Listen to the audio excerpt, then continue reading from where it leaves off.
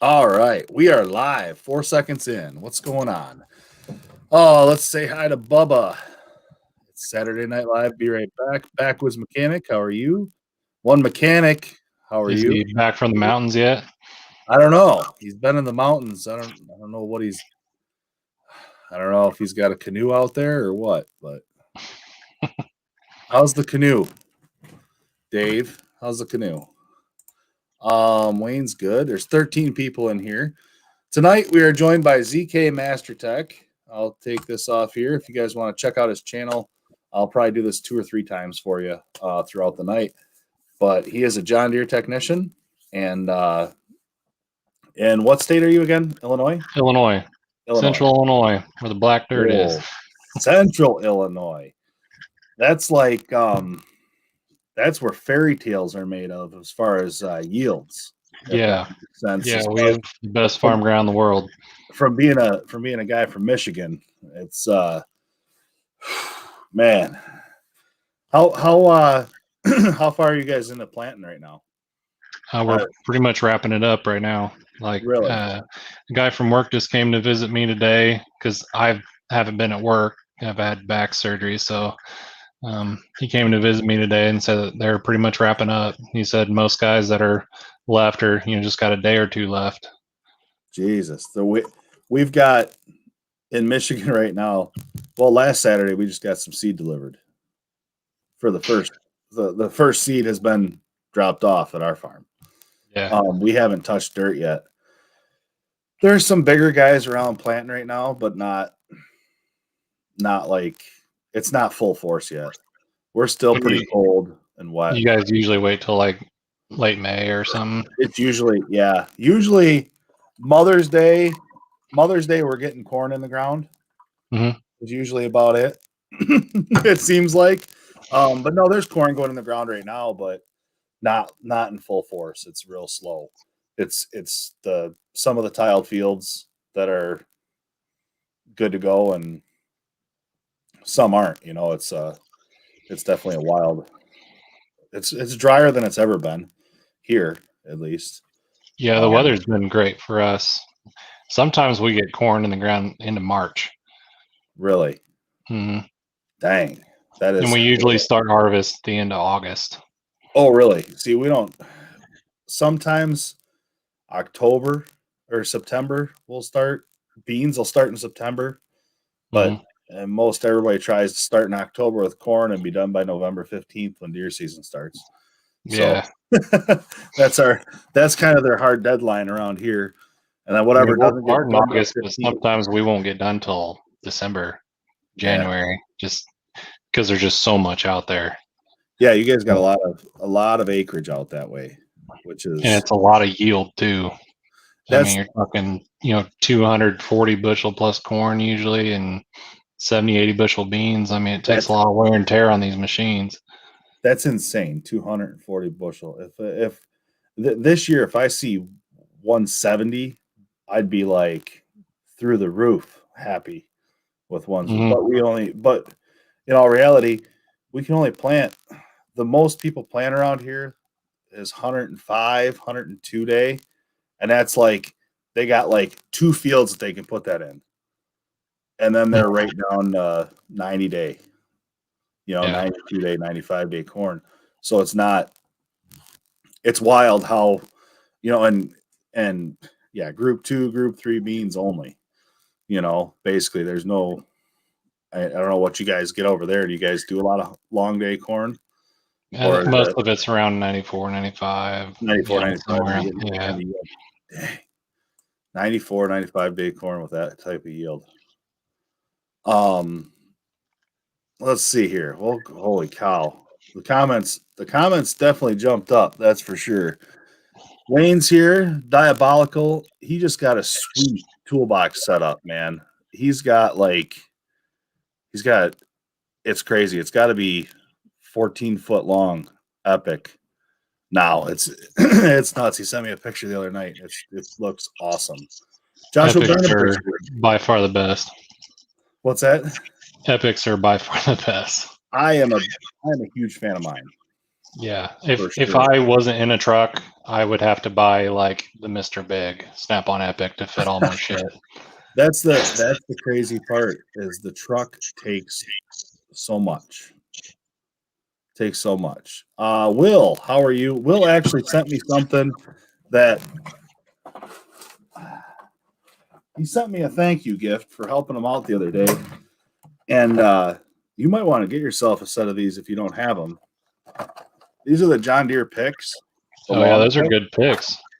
He's like, hey, I didn't see these in your thing, but they are nice. The part number is TY26559. John Deere's got some nice tools, actually. They do. Their wrenches are by far the best. I mean, just for a standard combination wrench, you can't beat it. Yeah, and the two bag wrenches, right? They're affordable. Put it that way. I don't want to call them cheap because that would maybe reflect on the quality. They're affordable and they're good wrenches. Actually, I've got them up to 50 millimeter and 2-inch, and they are. I put my extender.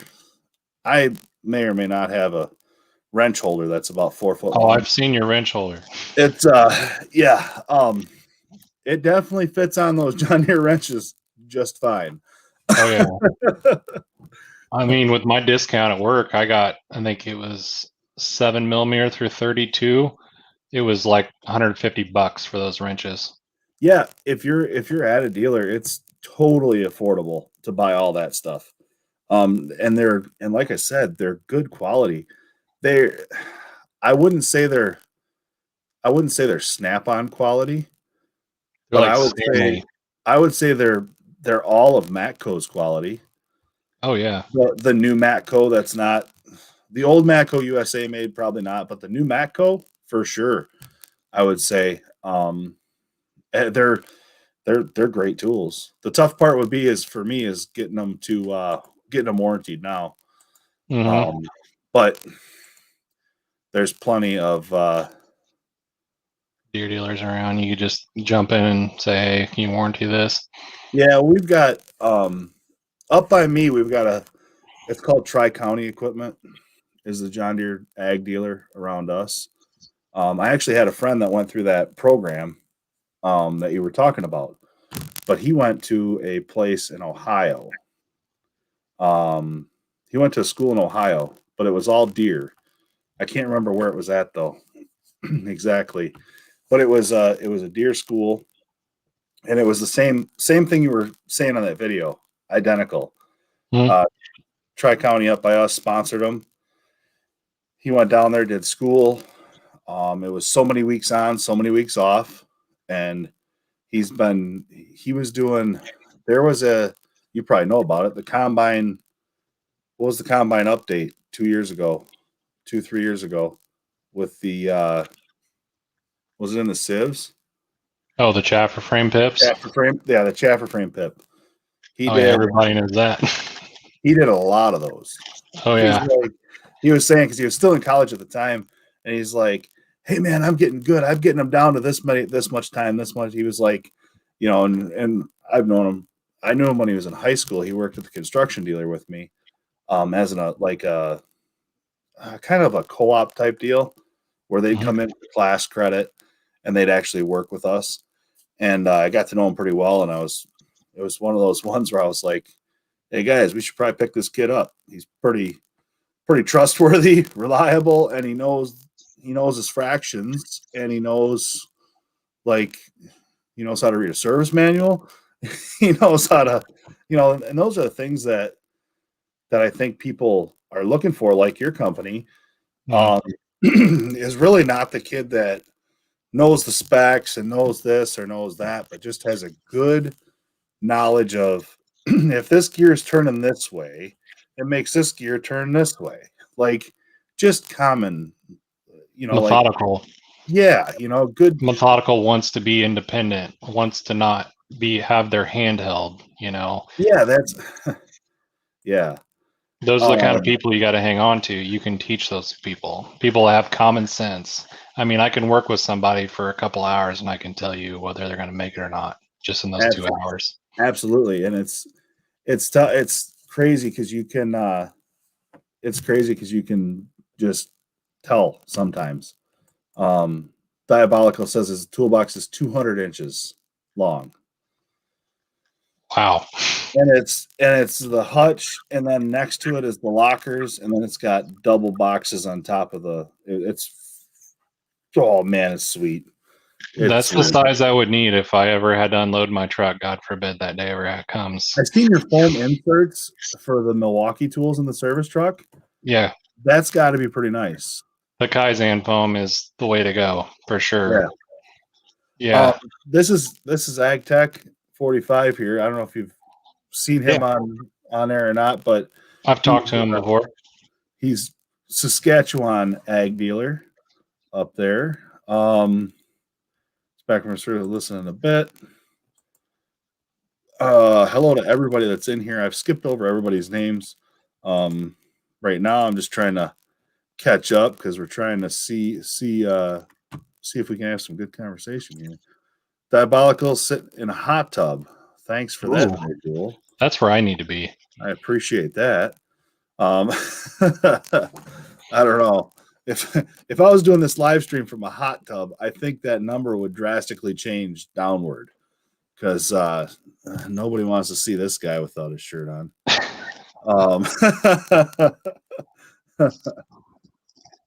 Well, might be better than watching us watch you eat banana bread all the time. Well, you know, sometimes she didn't make nothing today. She didn't make nothing. I've been having a I'll tell you this. I've been doing a rebuild on a 6404, and I've been struggling. Number 4 rod bearing has been, I'll call it swedging. It doesn't spin, but it locks up when you shut it off. As soon as you shut it off, rod number 4 locks up. Today, I pulled it all the way apart.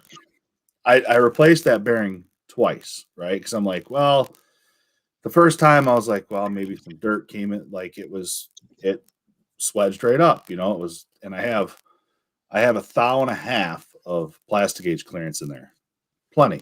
Like 1 to 3 is my spec, right? Mm-hmm.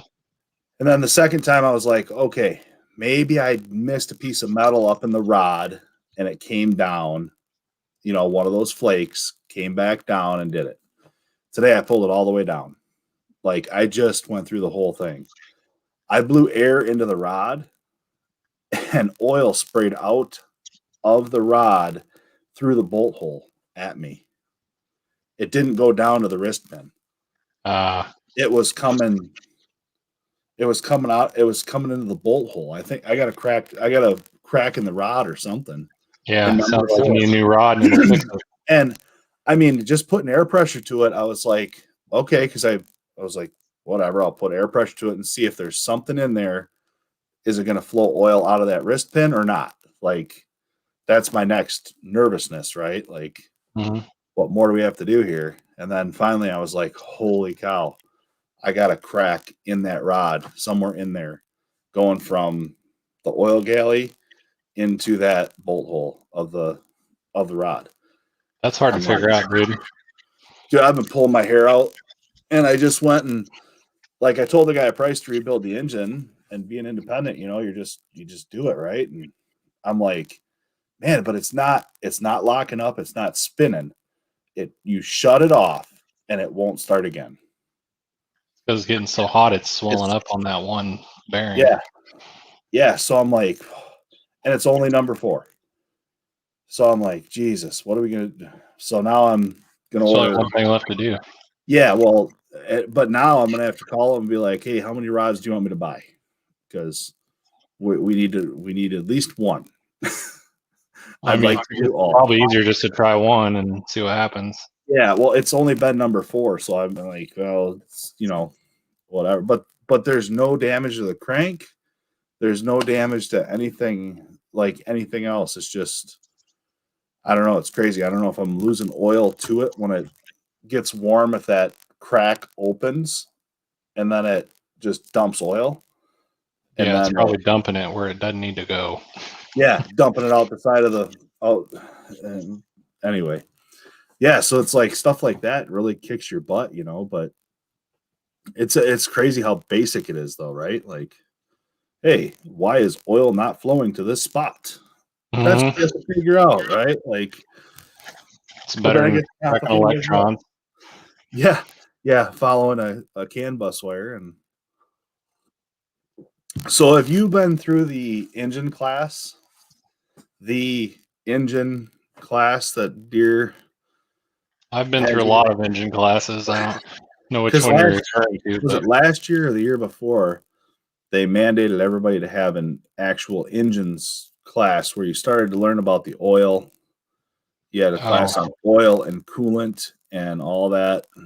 it seems like I have to take classes on all the basic stuff all over the. I mean, I'm sick of it. Like we keep going back to the basics, and I mean, I went to Wyotech. I've been through automotive. I've done GM Chrysler. I've done.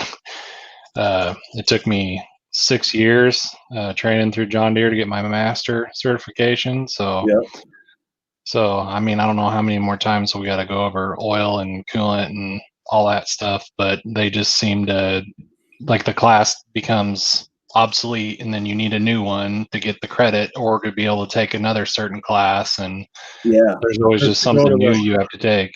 because to go to like to go for them to sell a at least on the construction side, if they were to sell something with a new something new in it, right, a new series.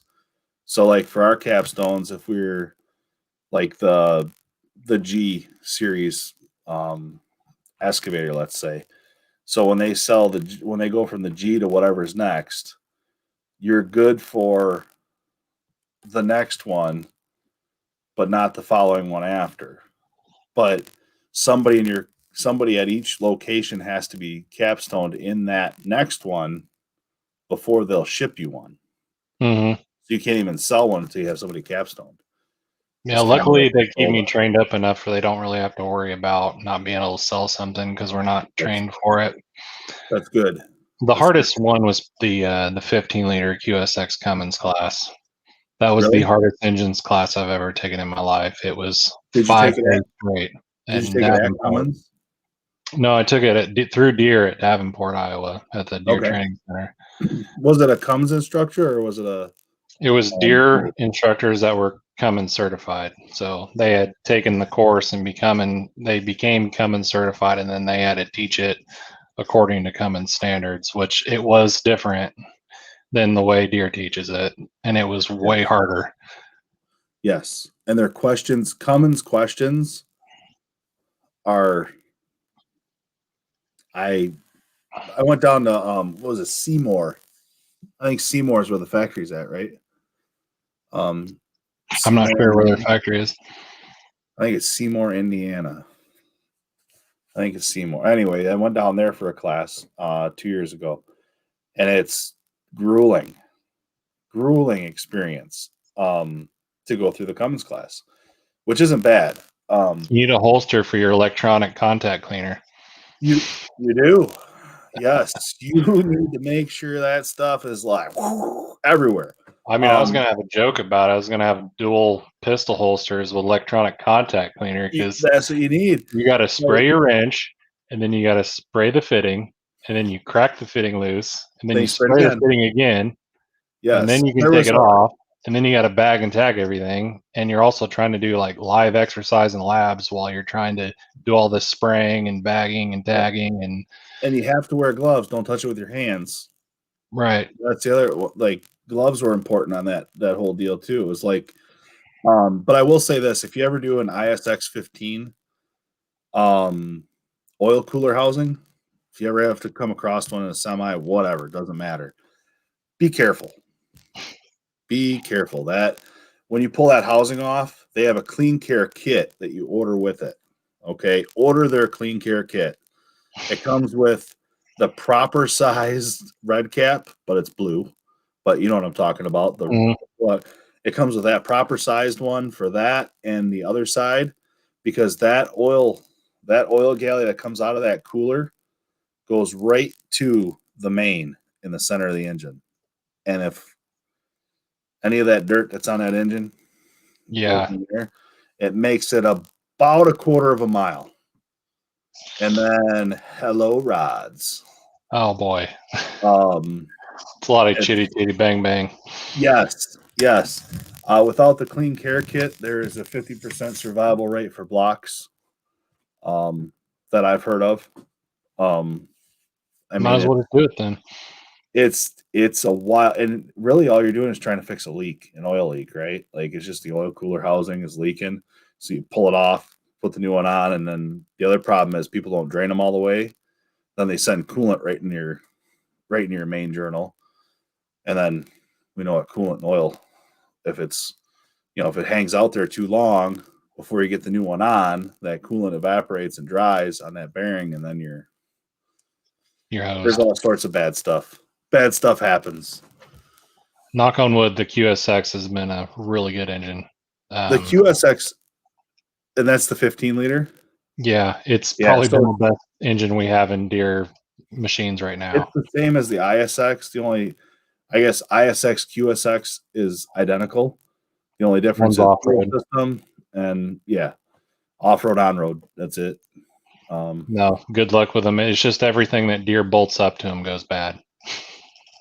Well, they just Compressors, they just alternators, starters, that kind of yeah, stuff. yeah, QSX here, bearded CB. The Cummins guy. He's like he works on a lot of CNGs. QSX is industrial ISX. Yep, same difference. Um I've been ignoring all the comments and I apologize for that. We've just been talking. Audio's fine here. Crackling audio, no. Everything's fine. Yeah. Anyway, so 33 people in the chat. We're getting up there. Yeah. Um it's been good though. I do like, as much as the deer classes are a pain in the butt, I feel like they were pretty good as far as where I took them at. Now I've never been anywhere besides the in-house training center at the company that I had. So like how you said, there was deer certified instructors that took the Cummins class, that taught the Cummins class, certified for Hmm. Cummins or whatever. The company I worked for actually did that with their own trainers. There was two, well, there was actually three trainers, but two of them were deer certified that would go to deer classes, become deer certified, come back and teach our company.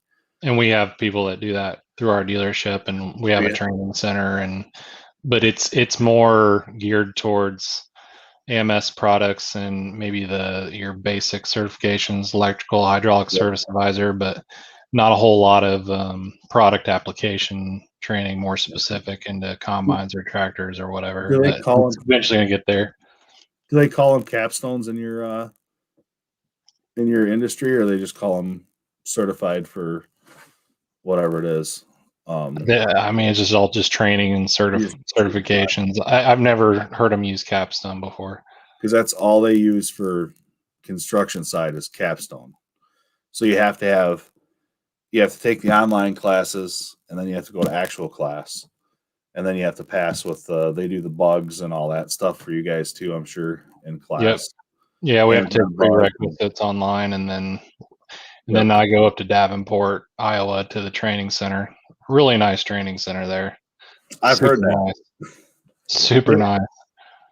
I don't know if construction goes to Davenport. I think they go They to. do have construction there. Do they? Same place? They do operator training there too. They have all the simulators and all that stuff, but the shop is usually filled half with construction, half with ag. Gotcha. Yeah, that's cool stuff when you get to get out there. I didn't actually have the chance to get out there, but I some of the guys that have been out there and then came back, they're like, the only thing that's nicer is they're like, everybody you're going to dinner with when you're in class inside the company, you know what I mean? Like, because we had branches all across the state, so every night we'd all go out to dinner together pretty much and hang out. Definitely And don't go hungry while you're there. I feel like I gain 10 oh, pounds every time I go up there. that's yeah, it's let's see. Oh, he said that the ag tech was saying the engines classes are capstone. That's what they're calling them. but the rest doesn't mean nothing. Yeah. It's but yeah, that's what they call them all in construction. It was all about getting that. And I do appreciate all the dealer support too that you get um within your own dealer. You guys are large. How many branches did you guys say you guys had? 23 dealerships. 23 dealerships. Now Illinois and Wisconsin. that definitely covers such a large number. Like your sample rate of the planners, right? Like those planner units, you guys have touched hundreds of thousands of them. By the time you're done, you're talking, so your sample rate within your own company is huge. So that, this guy over in Wisconsin's having this problem with these units, and you're like, hey, I'm not seeing that here. And then you come to, maybe you come to find out that it's something with just that area or just that unit. So that's kind of a cool thing if you can collaborate with each other too. We have a massive inventory of equipment. It's just unbelievable. I'm sure. I mean, we sold 340 used combines last year. Really? Used combines. Dang. So, I mean, that's a lot of combines. That's crazy. That's kind of our store's bread and butter, I would say, is combine work. We do a lot. Is it? Mm-hmm. So your store is mainly combines and large tractors. Okay. 8,000, 9,000 series combines. It's almost getting rare to see a 70 series combine anymore. Really? Most of all our guys are all S700s or S600s. A lot of 9RXs out there, 9R tractors. Got a few, 30 series are still running pretty good out there, but it's just a lot of big ag because we got a lot of, we're fortunate in the area we live in, and the farmers are able to, make a pretty good living. So everybody runs really nice equipment, and no one really cares about how much it costs. They just want it fixed fast and get, we don't run into a lot of issues with people complaining about prices or whatnot. They just want quality, and they want it done right, and they want it done fast. Yeah. Which is nice, because coming from automotive, I dealt with a lot of different people, and they want to nickel and dime everything. And then when I went into this business, it's like everybody just opened up their checkbook and did not care, what it cost. And that's the difference between automotive and industrial, really. If you go to ag, industrial, construction, whatever you want to call it, is it's wild how much easier repairs are to do. If you really need something, 90% of the time, the customer is going to say, it really needs it. And you're going to be like, it really needs it. And then next thing you know, they're ordering a $10,000 part. And then when that it really needs it goes to, wow, it really fixed it. They don't even think about that $10,000 part anymore. It was totally good, and you're all set. The tough one is controllers. Selling a customer a controller, I've found, is the toughest sale of anything. You could sell him a bucket for an excavator for 10 grand. You charge him $2,000 for this little electrical box that took you like 20 minutes to actually put in the machine and take out of the machine, and then another half hour programming it or whatever it takes to program them, because sometimes it's an hour. I don't know. But right, so you got this little bit of time. And they're like, that part was how much? It's just this little box. But I mean, you got to have it though. I don't know if you guys have a similar type of reaction of that when it comes to controllers. It doesn't happen all the time. I mean, you'll get a little sticker shock, but most of them are like, I don't even want to know. Yeah. Whoever's paying the bill will just pay the bill. Yeah. Diesel Dude KY. I don't think I've ever seen you before in the chat. Welcome to the chat. Looks like he's been to Davenport and went to some museums. Ag Tech had one. He said, Zeth, Don't forget about the lint-free clothes from Cummins and training also. They That is didn't give us true. any of that. No, Nope. they are like the most, I swear to God, I can't believe that they allow their engines to go into like anything agriculture or construction. I know. as much They're as they picky. are as much as they are like anti-dust, anti-lint, anti whatever. And I guarantee you've had a head off of a machine out in the middle of a field, and you're like, I just hope the dust bowl doesn't come right now. Well, if it can't eat a Right. little dirt, it's not a John Deere. Well, yeah. I That's mean, what makes me sleep at night. there's one thing. There's one thing that my grandma told me one time. She's like, "Well, you got to eat a bushel of dirt before you die." I'm like, "Okay, sounds good." And I'm like, now I'm thinking to that statement. Well, if you feed a John Deere a bushel of dirt, it will die. But anything less than a bushel of dirt, you're okay. No worries. It's all those old timers. It- They all the little sayings they say, that I love, like, 5 won't hold it, 4 won't either. yeah. Yeah, I love it. It's oh man. Yeah, you guys probably, I was thinking of that too. You guys don't have much. You guys only allowed 80,000 on the roads, aren't you? For trucks when you're hauling grain. Hmm. Yeah, Because we're, everybody's running high. what's that? Everybody runs overweight. Well, yeah, but I mean, here in Michigan, you don't even want to know. We just add more axles, so you can go up to 160,000. So we can have two, they call them break apart doubles for hopper bottoms. So basically, you'll have a three axle trailer hopper bottom with a 2-axle dolly and another 3-axle trailer behind it, all as one train, and you get about 2,000 bushel in a pull. Yeah, a lot of our Aluminum. guys run scales on all their carts, so they Do know they? They exactly know what where to they're put at. on the trucks.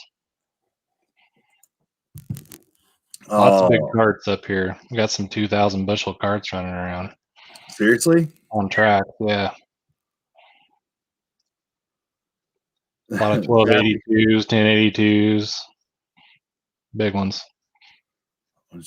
yeah, Zappy controllers for common Common. forklift steel plants. Hated buying those, but it was just one shift being down would pay for it. That's the thing. When time is of the essence, it doesn't matter what it costs. Old time welder, how old are you? Oh boy. They're asking he's asking my dad how old he is. John Deere did make the Detroit 60 series for Detroit. Country mile, old time welder. Our farmers just buy more semis and trailers. It seems like it. Um, You got to find people to put in the seats, though. that's the problem. Yeah, Super Bs in Canada, the B trains or Super Bs, whatever. Yeah, there's a lot of those we see over here from Canada too. Because I'm I'm really only, if I wanted to drive to Canada right now and the border was open and all that, I could be in Canada within 45 minutes. That's I cool. could have a beer at a Canadian bar in 45 minutes from right now. If Sounds it like a plan. was if it was when I was 19. Because you can drink in Canada at 19 legally. See, I So can't drive anywhere cool in 45 minutes. yeah, you can. You drive to your house. Well, my house, but you're But talking about jumping a border in 45 minutes. I guarantee there's a cool pole barn somewhere within 45 minutes of your house. Oh yeah, There's a cool pole there's barn gajillions of somewhere them. that would be as good as going to a Canadian bar. Um, Old time Weller, thanks for your help. The piston seems to be awesome. Awesome deal. The other day, this Will, he was working on a cylinder, and the eyelet tore out, and he was curious how to weld it back up and put some copper in there, and apparently it's working. Copper's your best friend. Oh, poutine. Yes, that is man, I never really got into it. I'm not a big fan of gravy on fries. Like that's what that poutine is gravy all over fries. I was never a big fan of it. But I wouldn't mind having a Molson. Around here, crop farms aren't as big as y'all have in Michigan and Illinois. Now, there is not a lot of huge farms in our area.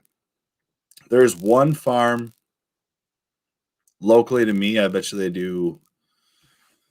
I bet you they're 12, 13,000 acres. But man, they are. That's the biggest farm in our area, I would say. There's one that's probably does a little bit more, about the same, about another hour away from us. But everybody else is in the 1,000 to 2,000 acres is all really anybody does around here. Yeah, I'd say probably our average is probably like 2 to 5. That's probably the majority. We got some guys that are just ridiculous big, 65,000, 20,000. Yeah. You've got 10,000. You've got guys out there like that, but Yeah. the majority of them are around, 2, 3,000. Yeah, that's kind of what works. I mean, how do you keep the rest straight? How do you keep it all straight? Like for you guys though, like for us, a big field, I don't know, what do you consider a big field in your area? Probably 360 acre is Yeah. a full section. Yeah. Around here, if you had 30, 40, if you have a 50-acre field or an 80-acre field, that is the big fields around here. We're folding up all the time. What was that? It was the biggest planter John Deere made probably 5-6 years ago. DB 120. I think it was the 120. He folded out in the one field. I watched him do it because I was like, how is this going to work? He backed the planter into a field, and it was like a 5-acre field, and it was narrow.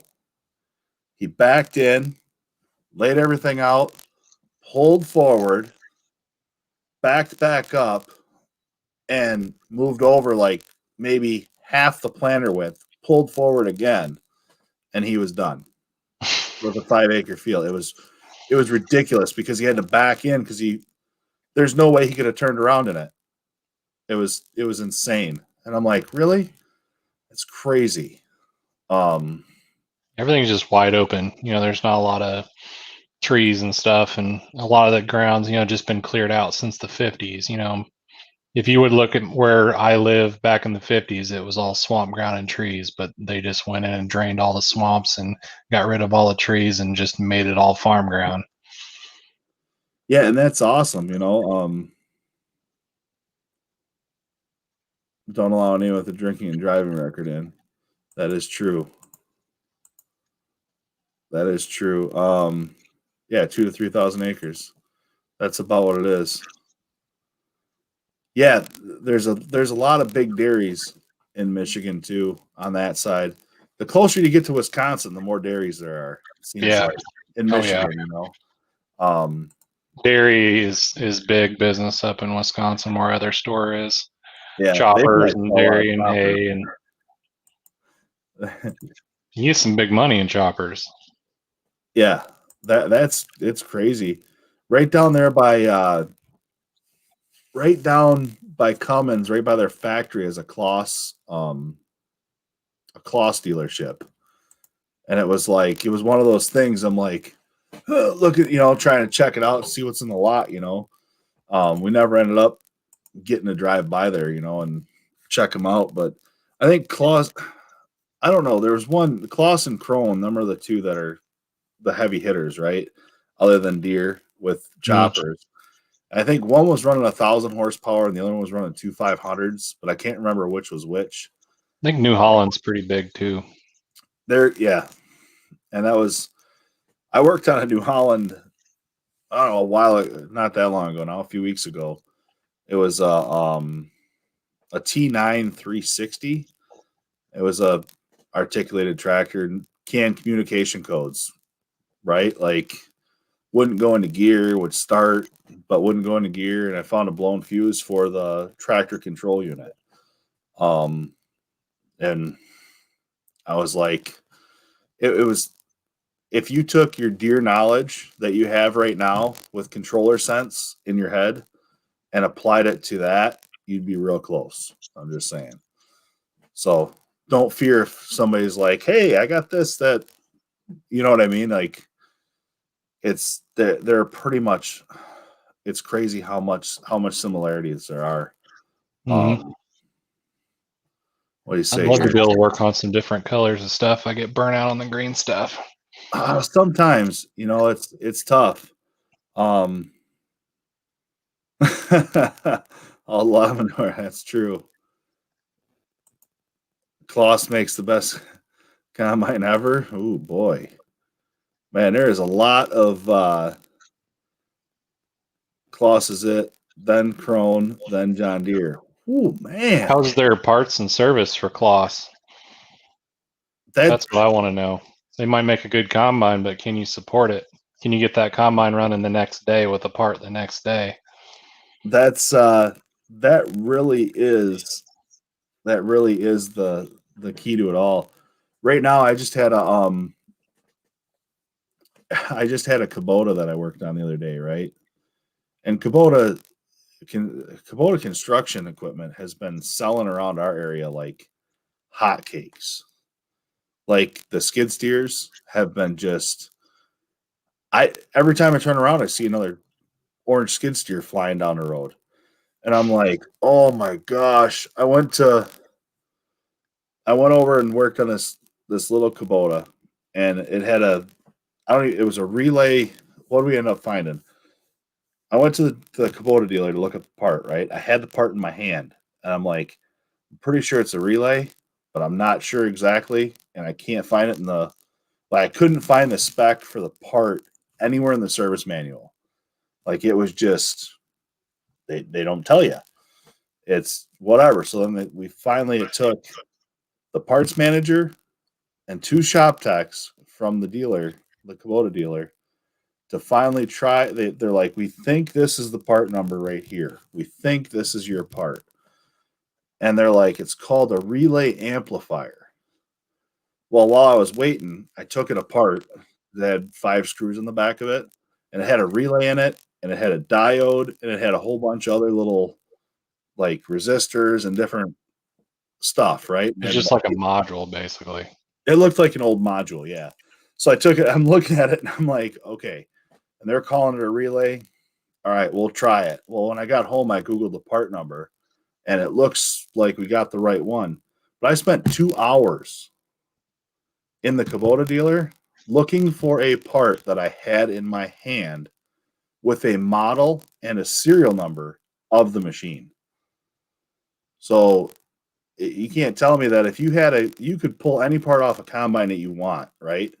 Yep. Walk up to that parts counter and I would say if you had a 2-hour time limit, you could pull somebody that's brand new, maybe 2 weeks into the job, right? And be like, hey, I need this sprocket or this part or this component, right? And they'd be able to find it in Deere with a part number fairly Yeah. quick.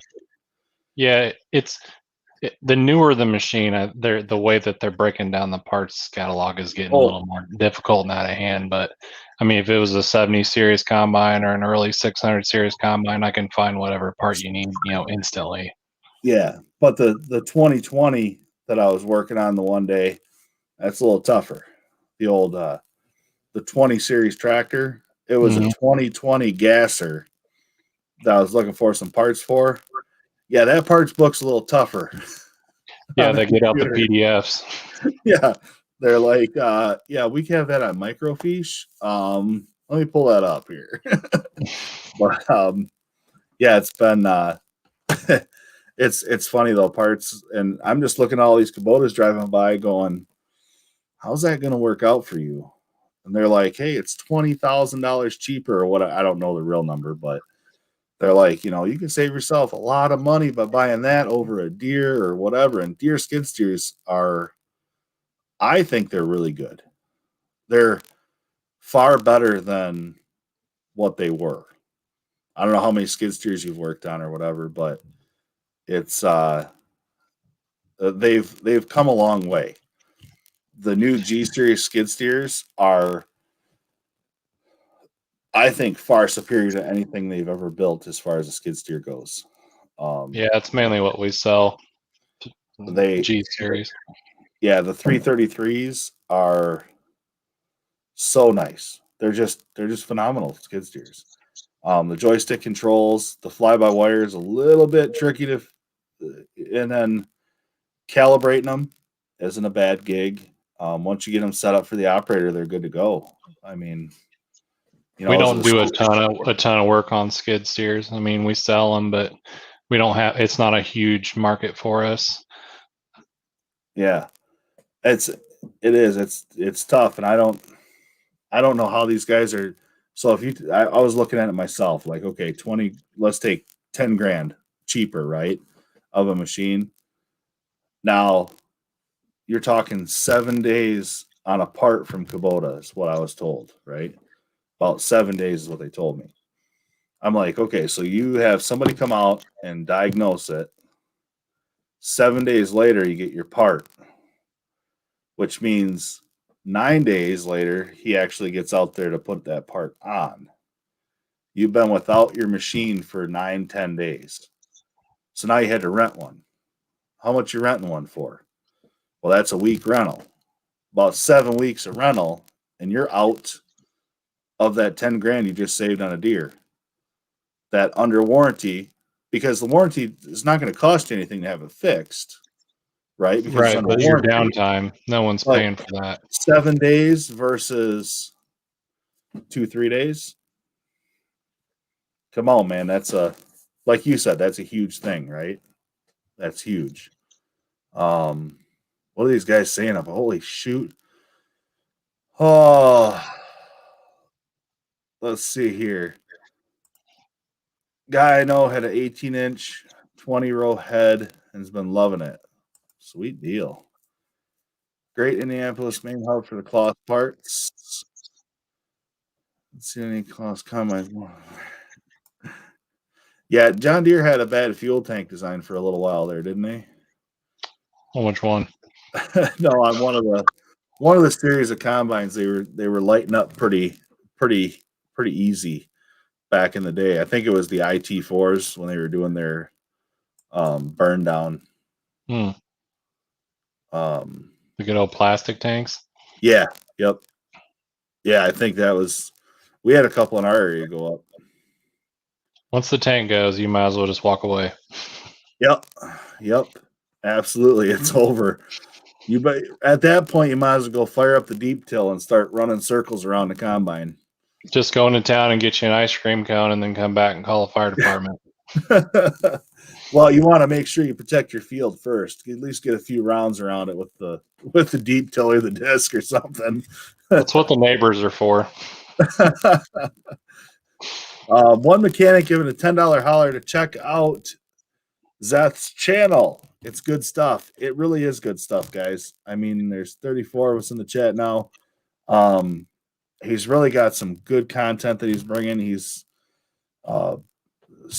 pretty smart guy. I'm not gonna lie. His diagnostic routes are pretty spot on as far as I'm concerned. I don't know. I'm really a nobody though, so I mean, I've had good training. That's what it really boils down to, doesn't it? I'm lucky with the people that I was able to be put with when I got out of college. You know, a lot of the guys I were working with were really good on teaching me, but not like holding my hand. Making me be independent. Because when I got out of school, I was working flat rate. Automotive dealership. So, we were in competition with each other, but they would help you out when you absolutely needed it. But it forced you to do everything you possibly could before you asked them, hey, can you help me out with this? So I took that and applied that to the ag dealership, and that really helped me out a lot because I was more independent, being able to think on my own, being resourceful. If you want to be a good tech, you got to be able to. You're not going to know every single system, but you need to be able to look at the theory of operation and then refer that to a schematic and be able to make sense in your head on the fly. You need to be able to, you got to memorize, failure mode indicators. Like when someone calls in and says, I got an ECU 65204, I mean, I instantly know in my head that's injector number 2, the circuit voltage is low. My brain is automatically diagnosing that circuit before I even get there. A Yeah. lot of guys don't even think about that, but that's what people need to do to give them the edge to get the customers going in the quickest manner possible. And at the end of the day, what you do is I mean, you take a lot of pride in your work, the way it appears from who you are and how you work and what you do. It's no different than, I mean, every day something's going to kick your butt, right? But it's how you recover from that and how you move forward from that. Like you've had your butt kicked apparently on that injector code before. For some reason that sticks in your head, right? And you've equated that to something that was, hey, this ain't gonna, I'm gonna know this because Yeah. I need to know these things, and it's a good thing to do. The tough part with construction is that there's so many, like, because excavators are made by Hitachi. Okay, so that, take all that stuff we learn and throw it out the window from Deere. The only thing that's is Deere engines on Deere equipment, Hitachi. Some Deeres have Isuzus in them, and so now you got Isuzu that we're dealing with. So it's a little tougher with the, but that stuff. But as far as the skid steer stuff, there's things that I might remember, and like on a 4045 and a backhoe in particular. I don't know if you guys get into backhoes but a 4045, it'll have a EGR flow code, right? It'll some EGR flow code and Mhm. hit or miss on the EGR cooler failure. I don't know half the time, but if you pull that temp sensor out of that intake and it's caked up, that Yep. venturi is plugged. Oh That yeah. that's what the number one thing I found, and backhoes were doing it a lot. And I had a real good rapport with the backhoe group on DTEC with that one because I knew exactly the pictures to take, exactly the steps to take, but warranty Is wouldn't that a pay it. 9 liter or 6.8 or That was a 4.5, well the 4.5? 4.5, Yeah. little baby ones. We just Those construction. coolers are finicky, like Oh if you get an air pocket in that system and that coolant's not flowing across that cooler, it's gonna crack. yeah, and It's the first thing that goes. the worst part is it almost forced you to go on the Snap-on truck, the Mack truck, or wherever, or Amazon, whatever, and buy a vacuum filler because that is the only way to truly get that cooler full. I think I've Unless they got seen, that little bleed screw on top of the top coolant line. Some of them have yeah, that's some of them handy. have that, but it's like you just might as well get that coolant and vacuum it in because it's not worth it. Let's talk some of these comments. We're quite a few behind now. Bubba Ayers, give me a microfiche and some slides. We'll find a part. That was the old way. We'll take a Deere skid over anything JCB. Who? Do you guys see many JCB products out in your area? For No, not no, really. no. I was curious. I'm Case. trying to answer some comments here, but it's not letting me do it on the laptop. I got to do it on my phone. But Oh, I think you can only do the comments on the computer here. I can. Yeah. A And guy asked me where I went to, what college did I attend? I went to you Wyotech, can just speak up if you want. That's fine too. Laramie, Wyoming, class 07. 07. Dang. Take anything over JCB. Come on, they're beating up. What about a Volvo then? Let's talk about Volvo. Will you take it over a Volvo? Deere does make a larger skid. That 333. Oh, the 1845s. Those skid steers are hard to beat. Them old 1845s for that era. That would have been like the 77 65s with the when New Holland and John Deere were together in skid steers back then. Yeah, Agtech. We've been doing a lot of head bolt pips on a 13.5. Yeah, we've done quite a few. We're just starting to get into that. I'm really thankful that Deere has came up with that solution. I just hope it fixes the problem. What's your experience with it fixing the problem? Anybody know? Because I mean, we've put them in, but don't have a lot of runtime on them yet. So Deere can't supply the 48s. They'll get a machine to use. There you go. That's why all construction got rid of them around. Went back to either Cat or Deere. So they're getting rid of it's called the fire sale. Bobcats. Is that your channel? Or is it's his channel, I believe. It's my channel, yes. He just works there and loves it. Mm-hmm. They seem like a very good dealership to work for, as far as it's a family-owned business, and the Sloan name is allowing me to have my channel, and they love it. I do not have Service Advisor anymore, man. I am blind to the Service Advisor. I priced out the customer version. It's not cheap. I priced it out. That's as far as I got. There ain't no way. I don't work on enough Deere right now to justify it. There ain't no way. B swings around the exhaust, and then they do the regen. Yeah. Yep. And the plastic fuel tank would light. You can always tell when a deer's burning far away. They got a certain black cloud to them. They have a special plume. Both Seth and Phil have great content. Thank you, Nick. I appreciate that. Thank you. There's the one that I'll send you. That'd be sweet. Hi, Don. Anything EGR for you have to. You can't get away from the vacuum filler if you have EGR. Back in the day, Cummins had a little bleed screw, like you were saying, on top of their the intake cooler or whatever you want to call it, where they had coolant going through it, and that would help out. But I mean, you can fill it and get all the air pockets out. You just got to take your time with it and not just send it, before the coolant level gets to where it needs to be. Yeah, fellow Techer. Bearded CB must have went there too.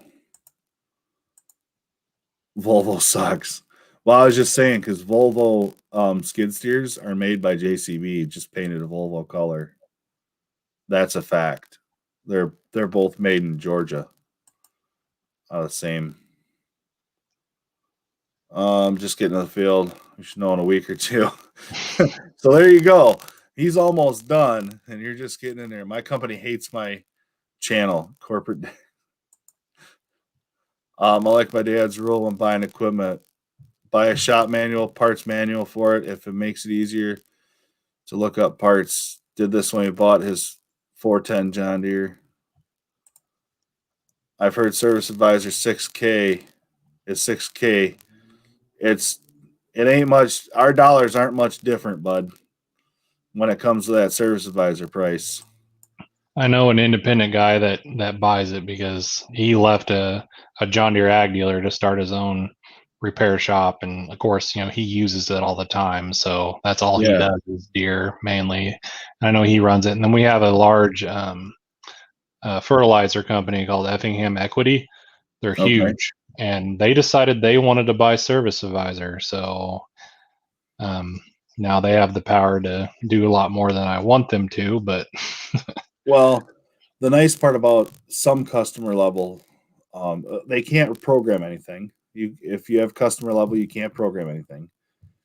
you have But connectability, but you I can't. know, I know for a fact, we'll just put it this way. I know for a fact that if you have a customer version of Service Advisor and you needed to do something, do a program, if you took control with your X number or your John Deere number over my computer, you could do it remotely. Yeah, I could send a remote payload. Yeah, But you know what I'm saying? Like, so the capability of me being able to do the 100% repair is there, but but it's at the expense of my job. not without you. You know what I'm Yeah, saying? It's tough, and it's tough. Um, but I went independent, and to tell you the truth, I don't work on enough deers to buy Service Advisor. It's not worth it. Um, Books are tougher to find, specs are tougher to find, but you can find them. You just got to look a little harder, yeah, and it's tough. And networking is key to everything. I mean, that's what it's all about is networking and asking problems on here. And this is a great place for. I mean, to think about this right now, you just are looking at a John Deere issue, right? Of doing these head bolt pips, and you just talked to a guy straight from Saskatchewan about it. hmm How how else would you have ever done that without YouTube? You know what I mean? Like, isn't that a phenomenal thing where you're like, I mean, if these corporate people would look at it that way, of how much better you are servicing your customer if his are hitting the field and you're like, hey, we're getting some runtime on them and this is happening, and you're like, hey, we're seeing this too. Oh wow, look at that collaboration of data that didn't happen through Deere, but it happened for your customer. Like, it's a phenomenal thing, and it's only making you a better technician in my mind. And if I can add to somebody's arsenal of education, I did a little little front seal on a 2320 the other day, front axle seal. Was it the best technical video that I could have done? Probably not. But does it show somebody enough that if they wanted to tackle it on their own, they probably could? But if not, when they go to your dealer and your dealer's like, and Sloan says it's going to be X number of dollars to replace those seals, they can watch my video and be like, oh, yeah, that's worth it. yeah. All that It, stuff. it really shows how much work we actually have to put into stuff. When someone sees how much time and work it actually takes to actually do something, then they kind of realize how much work that actually was. I mean, there's times where I'll spend a month on a combine, a month, Yeah. just grinding every day trying to get that combine running. But you know what? At the end of the season, the customer will send me a Facebook message or whatever and said all we did was hit the switches and grease that thing and it never stopped. And that is my goal. After every combine inspection I do, I want that machine to never stop. That's the and that's the thing that really makes your value increase. At the end of the day, if they don't blow that belt, if they don't blow that hose, if you catch that hose rub on the header, let's say, or on the, where it comes near the feeder house there, or whatever you want to say, where it's rubbing, and you catch that now, they're not out in the middle of their field dumping oil, changing a hose, calling you. All that stuff is a huge thing, you know. Yep. Um, And you build a reputation, after doing it just year after year. And those guys, they run your combine, yeah, I've got Sloan Implements name behind me, but they know it's me. yeah, They're the ones requesting me to come to their farm every year because they know that I'm going to never leave a stone unturned on a combine. I'm going to check every little thing and I'm going to let them know everything that's wrong with it. and they decide what they want to fix or not. But I can give them my opinion of whether or not I think it needs fixed, and most of them value my opinion. And at the end of the year, they're pretty happy when they didn't have to stop and they had a great season. And that's what it boils down to. Is there's a guy that I have him stored in my phone as Combine Bob. I don't even know his last name. Couldn't even tell you. He'd be the one that come out and do the combine inspection, and if I had an issue, I could call him and he'd help me out the best he could and go from there. But yeah, Combine Bob. That's all. I don't even know what his. Like I said, I couldn't tell you what his name was. I know what dealer. I'd call up there and say, hey, I need Bob to come out and do our inspection this year and whatever it was. And I was working for a farm at the time, and he had a 9870. That just sold on auction. That was a good combine. I actually really liked it. It was really good at eating rocks. It was really good at it. He liked to eat rocks with it. And it was crazy. Combines will eat rocks, but they won't eat snow. No. They'll eat everything but snow. I have a funny story about that. We had a wet snow. We were combining. It started snowing, started getting crappy. So we stopped for the night. The next morning, it was wet, heavy snow, right? Every stalk of corn it was just bad. We had probably 3-4 inches of wet, heavy snow. All of a sudden, we had the yield monitor in there, green star going, yield monitor, all that stuff, right? And he's cruising along, and you look, and as soon as he started, the yield went from like good to basically nothing. And what happened? What happened, Phil? What's going on with this? I'm not getting any. This corn just ain't. Nothing's running. You're planting it out the back. I'm like, yeah, we should probably take a look. The sieves were right full of snow. It was just letting it shake right out the back. Nothing was getting down. It was one of those deals. Well, what do we do now? We got to thaw her out.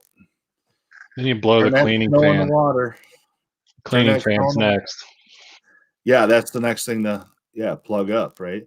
Replacing cleaning fans in the snow is the worst thing ever. I actually found a wrench in the cleaning fan when what was I doing? I don't know what I was doing under there, but I reached in the cleaning fan. I found a snap-on wrench. I don't know where it come from. It was a 1516, I think, box end, 0-degree offset. That's a nice find. Awesome find. I think it came from your state, but I don't know. It was because they do buy a lot of auction machines out of your guys' state, Illinois. They seem to turn combines pretty quick. They don't keep them very long. It seems like 2,000 hours, something like that. Engine hours, usually about, I don't know, 1,200 separator hours or something like that on them, and we don't really go too much over 2,000 on anything. On engines, on engines or separator, either one. On combines, 1,200 separator hours on an S670 or S680, I should say, in my area you can get into $25,000 repair real quick in that many hours, because the augers are lasting about 1,000 hours. Separator hours. The augers, like the vertical auger and load augers. Yep. We're getting like 1,000 hours out of them in the grain we're pushing. Because you're pushing ridiculous amount of corn up them, which is crazy. The splines always go first. Then you might as well just do the rest, right? Yep. The actual maker, Chandler Haynes. I work on semis, mainly the ISX 15. We're lucky we don't have a lot of issues filling the cooling systems without a vacuum filler. You're very fortunate. Them coolers are set up a lot better than the equipment coolers. The way the reservoir tanks are and the filler tanks on the ISXs are better. But I still would think that a vacuum filler is the best way. I mean, I don't know how you feel about it, but I'd say vacuum filling any cooling system is worth it. Oh yeah, it's the Um, absence of air is it's vacuum. oh wow, look at that. Boss bought a Volvo loader at auction. Dealer charged $7K and said it would take 20 to fix. Volvos are expensive to fix. It's all those German DIN fittings.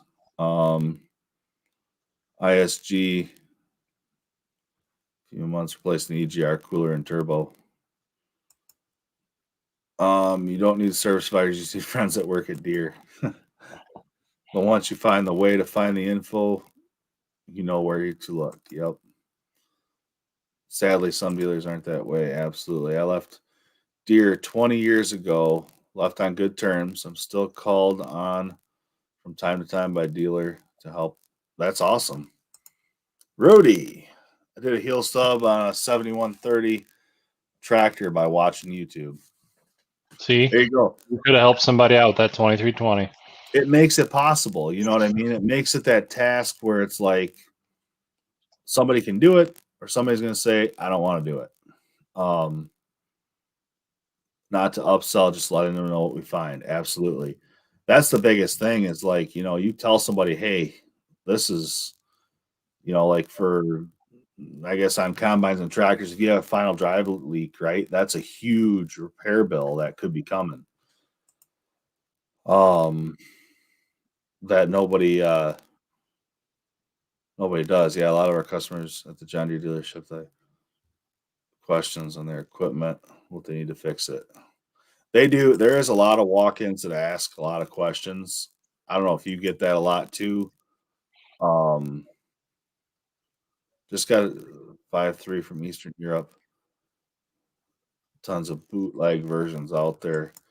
There are tons of bootleg versions out there. I will say that, but I have a tough time with that too. I don't know if I really want a bootleg version of it. You know, I mean, after having it, it is an awesome service advisor is awesome when you use it. Cummins Insight is awesome. You know, I've been looking at getting a Texa unit to try to be able to at least pull codes and do some readings and live data and stuff like that. And it's like I was talking to the guy that I used to work with that has one, and he said, you know, Phil, it's like taking a crescent wrench to the job. I'm like, okay. He's like, it'll fit. It'll fit every size that you need to fit, but it just doesn't grab the bolt the same as the right wrench. He's like, dealer, the actual manufacturer software is worth its weight in gold when it comes to certain things. He's like, yeah, you can pull a code, but what do you do with it after that? You know, so it's tough. Mike Jones is here. That's awesome. I think the Nipex wrench pliers should forever replace the crescent wrench. I don't have a set yet. Dude, you have to go buy them tomorrow. They're the best thing ever. Nipex wrench pliers, you get them from the smallest all the way to the biggest. They go up to a 16-inch, and it grips. You know, it has a compounding action, so whenever you push down on the handle, it's actually squeezing in, but it's a flat jaw. So a So it's lot the of the same as time, the Cobras. it works kind of like the Cobras, but it's got the flat jaw on it. But it grips them just as hard, and it doesn't mar the surface.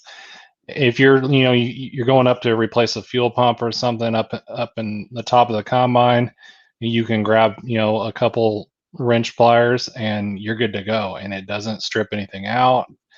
The only thing is sometimes the clearance can get you a Yeah, little bit, the size of it. but like big hydraulic lines, it's the way to go. Really? You grab one and you can do all of them. And what's nice about it is you can ratchet the line because you can let go of the pressure. Yeah. You could and break it slide loose, but you back. could just sit here and just ratchet that line off. Oh man, buying You more have to. tools already. See, You have to. It's the best Nipex product there is. I I promise have you. all these great horrible influences on YouTube. and you just became one of them.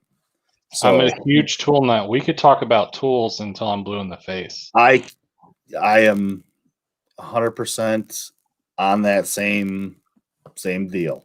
But I I'm a am huge addicted. Nitpex guy. Love Huge it. nitpicks. You love them. Knipex, Nitpex, however you want to call it. I Whatever. don't care. However you But want to call them.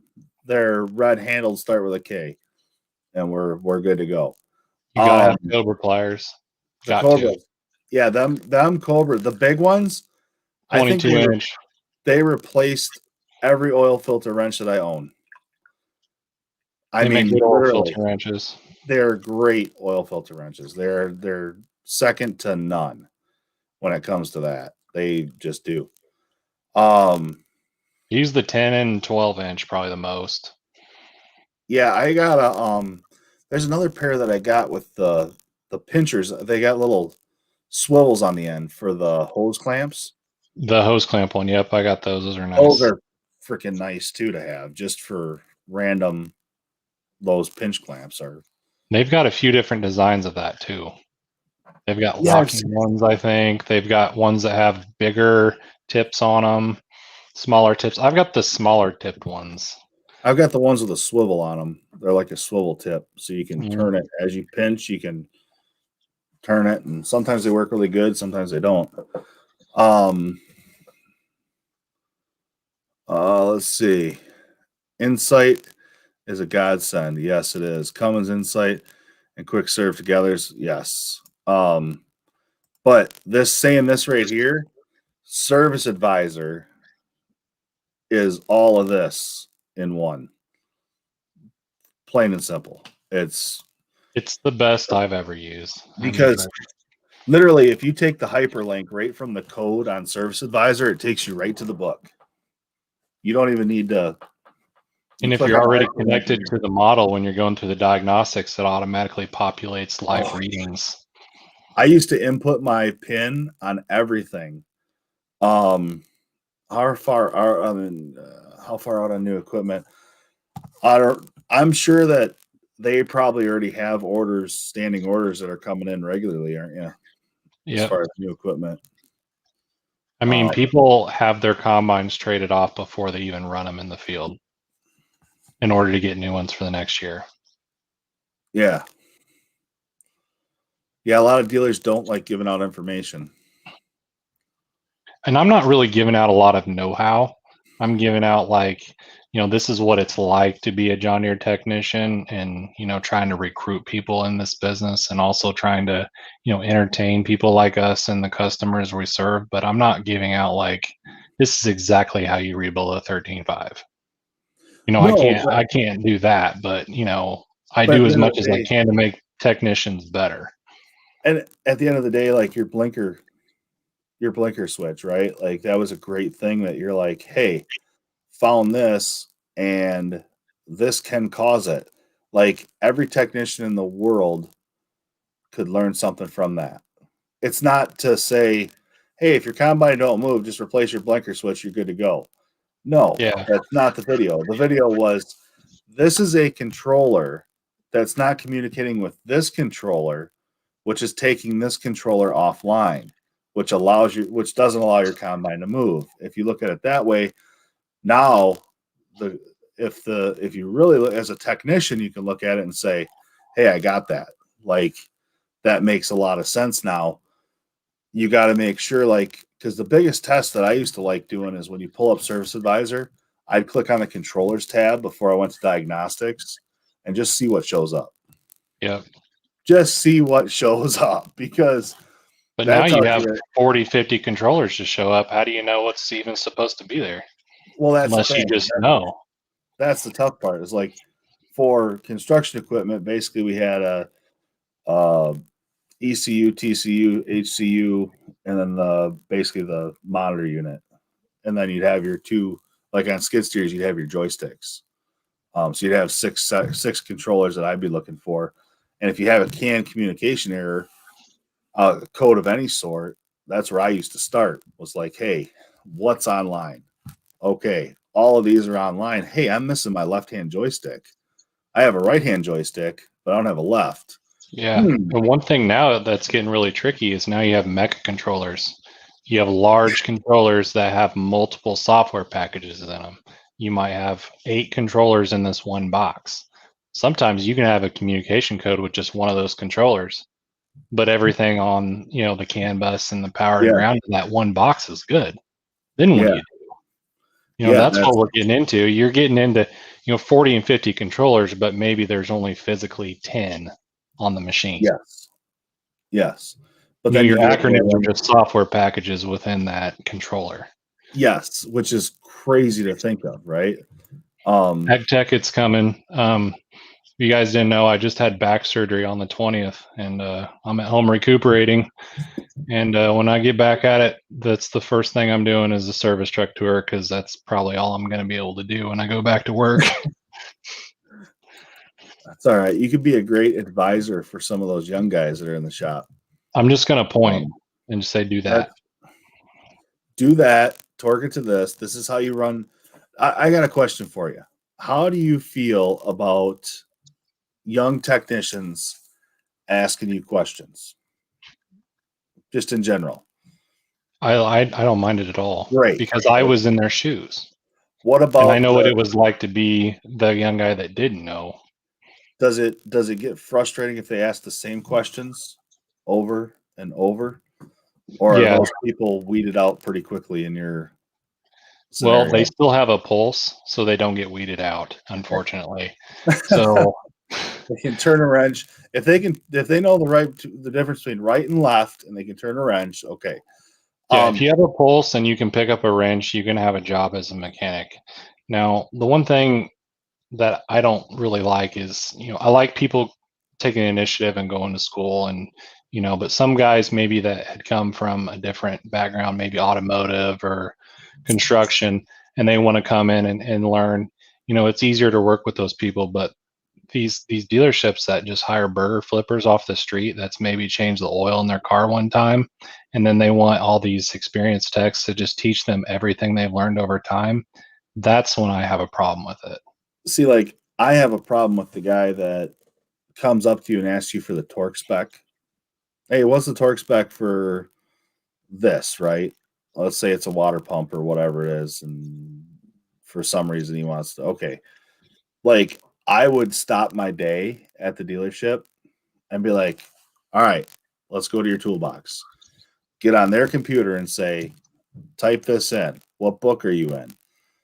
Make sure I give them, like, I would always give them the path to find the information, and so they could find the torque spec instead of just saying, dude, that's, and look it up on my own. And, I really made an effort of trying to do that with young technicians, because if I can help them find the torque spec for that, the next time they need a torque spec, at least they can try to get there. And when they ask me, hey, I can't find that torque spec again. Okay, where are you at? Oh, this is where you went wrong. You went to this section instead of this section. That's all you did. So the next time they get better and better and more fluent with it. Like I've seen a lot of, like, when some of the older guys that I've dealt with in my career growing up through construction equipment and whatever else, they would rather just give you the spec than show you how to do it. And that was always a tougher thing for me personally, because if I don't, then the next time I need a torque spec on something different, I don't know where to look in the book. You know what I'm saying? But you'll never be independent of anybody else unless you learn how to be resourceful for yourself.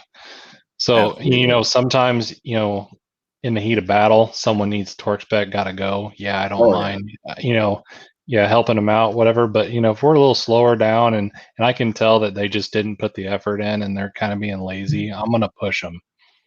I'm gonna push them. They're not gonna like my answer, and I might give them extra homework that they might have to do at the end of the day.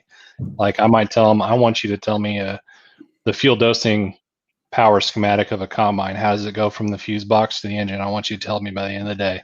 I might give them a little extra homework. Yeah. The next time they come and ask me a question, they think about it. Yeah. But I made them better. But that's the thing. Like, you're not asking them, hey, you owe me lunch for this. It's not that. It's hey, you need to find It's a fatherly approach. It is, and that's the biggest thing. How hard was it for you to transition from automotive to ag? Did you grow Super up around easy. ag, or I actually didn't. I mean, my uncle had farms growing up when I was a kid. I was, I thought John Deere tractors and all that stuff was cool. I had all the toys and everything. But when I got into high school, I got into cars, and I had an old 97.7 Chevy Nova that I bought when I was 15, and me and my dad worked on it. And my dad was always into hot rods, and that's I went into automotive in high school. It took 2 years of automotive in high school, which was really great. And a Biotech recruiter showed up there, and I wanted to go to college to work on cars, and that's how I got started. But when I quit the automotive business in 2010, the electronics and drivability stuff was just way beyond agriculture at the time. So yes, when I stepped into the Deere dealership, I had a pretty good knowledge of electrical and drivability, and I knew diesel and I knew gas right, engines, and everything was just a little bigger, you know. And once I understood how everything worked and the power flow, and this belt turns this gearbox, and you learn the path of a kernel of corn in a combine. Once you understand the path of a kernel of a combine and how the power flow makes it happen, you get it. Your brain just absorbs it, and then it's all just nuts and bolts. you know yeah. Electrical works the same, engines work the same. If you can work on cars, you can work on combines. And that's the way I look at it too. Is it's just a different mindset. I guess the biggest thing that I always tell people when they try to make that crossover from automotive or heavy truck, I'll put those two in the same category. The only thing that's going to be a struggle is learning a hydraulic system, because it's nothing Power that you've steering is ever all you learned. got. Yeah, you have power steering and you have maybe a little bit of knowledge of how an automatic transmission works hydraulically, but that's most automotive. They don't get into the internals of the transmission. It's either good or bad But if you at can that understand point. electrical, you can understand hydraulics. Bingo. It's a lot of similarities. And that's what, some people have been on the channel before and asked, said stuff about that. And I'm like, dude, a check valve and a diode are the same thing. Like, if you have a problem with one or the other, you can relate so much. I mean, amperage is flow, amperage is gallons per minute, buddy. Like, it's so easy. Like you're saying, you can equate the two right there. And the Um, sooner you realize how similar the way they work, the easier you can understand them both better. mhm. Yeah, because when you start talking about, man, I'm just not getting the right current through this, or the amperage isn't flowing through this wire, right? Like, I'm getting the single wire syndrome or whatever you want to call it. And you're like, it's like a kink in the hose. Yeah, that makes way more sense. I'm looking for a kink. Resistance creates heat. Path of Yeah, least resistance. I mean, water, electricity, oil. It all works the same. it's all, yeah.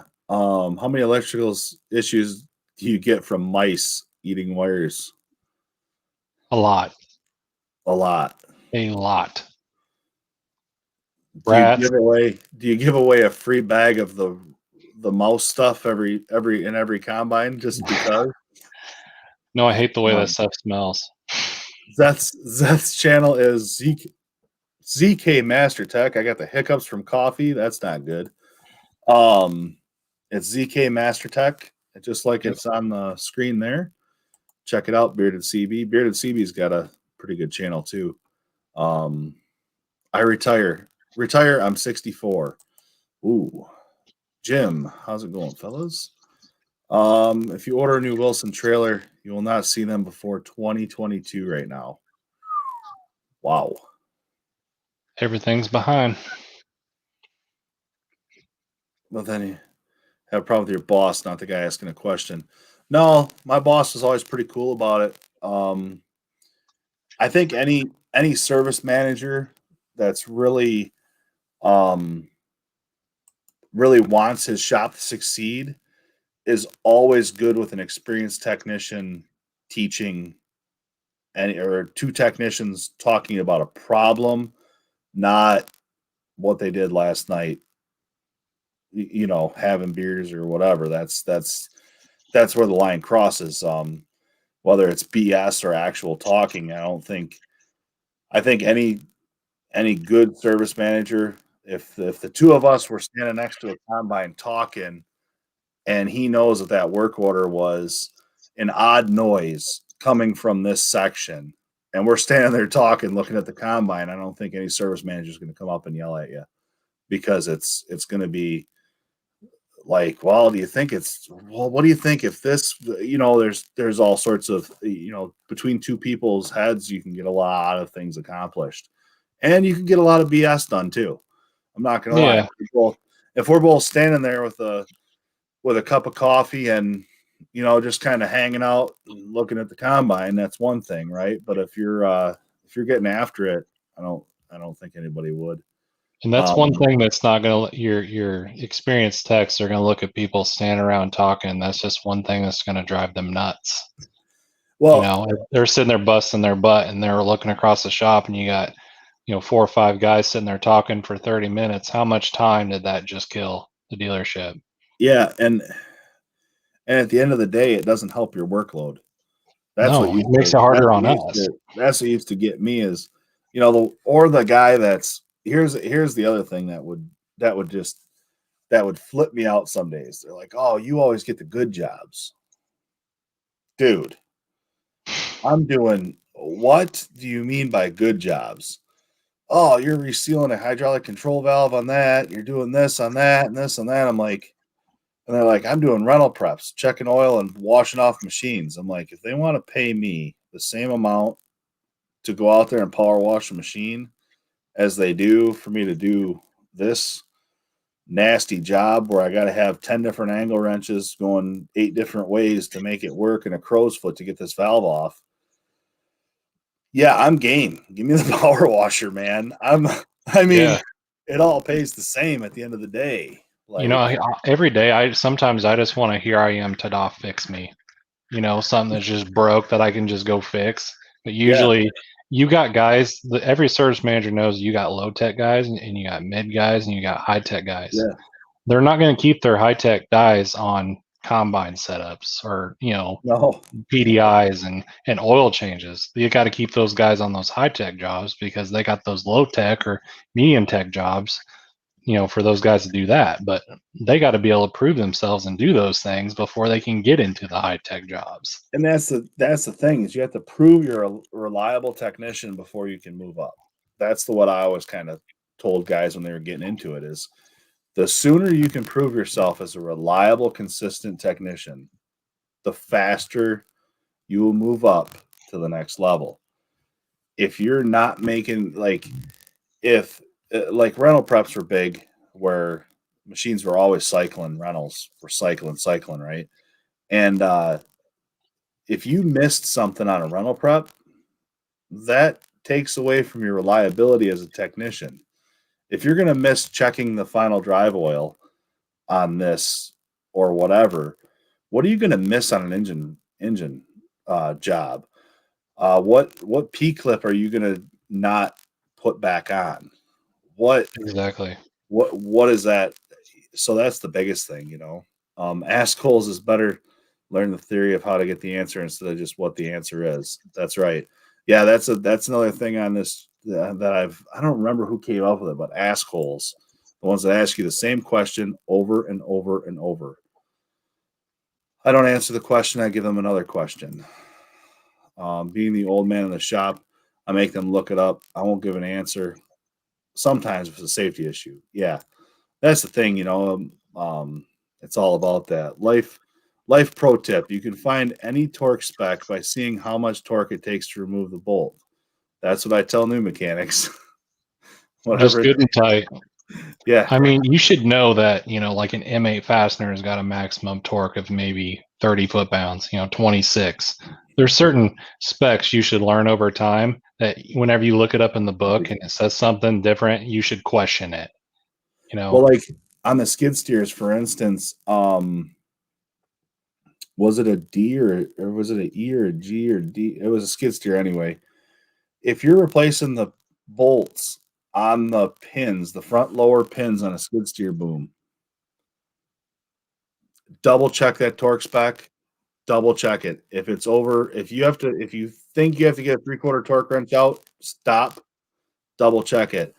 The bolt actually has a drilling and a Zerk fitting in the end of it. If it's a bolt with a Zerk fitting in the end of it, the spec is wrong in the book. Well, yeah, because it's not going to take that much torque to twist that You off. will snap it every time, right at the cross drilling. But people should look at those charts that have bolt specs, and you should have if you're a good technician, you should have a general knowledge of how much torque a 3/4 bolt can take. How much Yeah. torque an M12 can take. Yeah. You should be able to get along fairly well without torque specs, unless it's like a head bolt or something special like that. But you should have a general knowledge of what a grade 8 or grade 10 fastener in certain sizes should be. And by the time you hit the stage of where you're at, you can feel a torque spec pretty well. The only one I would torque, them water pumps, them 2-piece water pumps that were on the 4.5s and the 6.8s. I'd torque them every time. I'd double check because them things were, man, that white sealant. I don't even know what you call that white sealant, but you know what I'm talking about. Yeah. Anytime you're torquing something together, it has to seal something. There's a spec for a reason. Absolutely. But if it's a bracket on an engine, Yeah. it's just slam it in. Let's go. Mm-hmm.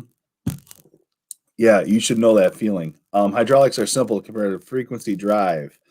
Yeah, frequency drive. Sorry, pull the trigger on the impact. 2 Ugga Duggas, you're good. That is a learning curve, though, is figuring out your electric impacts versus air.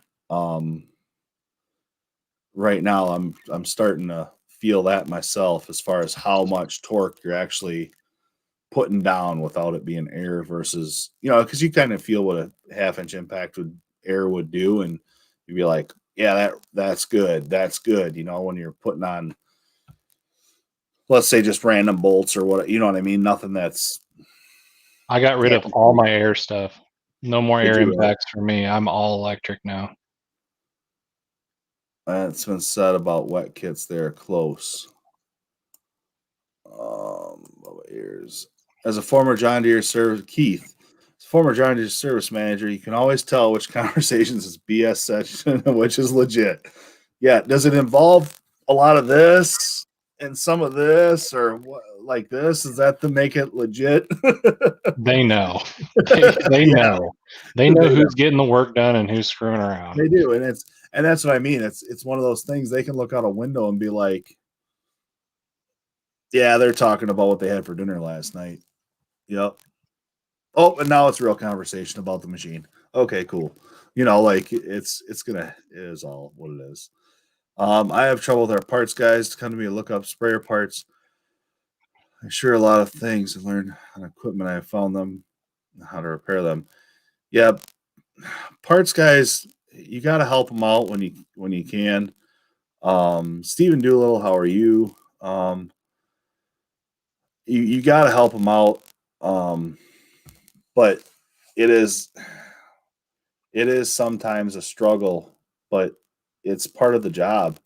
I mean, helping somebody get better. And that's the other thing with parts guys too, is it wouldn't be, we had some pretty green parts people that were coming in, and it was like trying to help them find out how to do it. And then, I just mentioned the other day to a guy that was on here, Will, he was talking about it. Do you have the John Deere Power Assist app on your phone?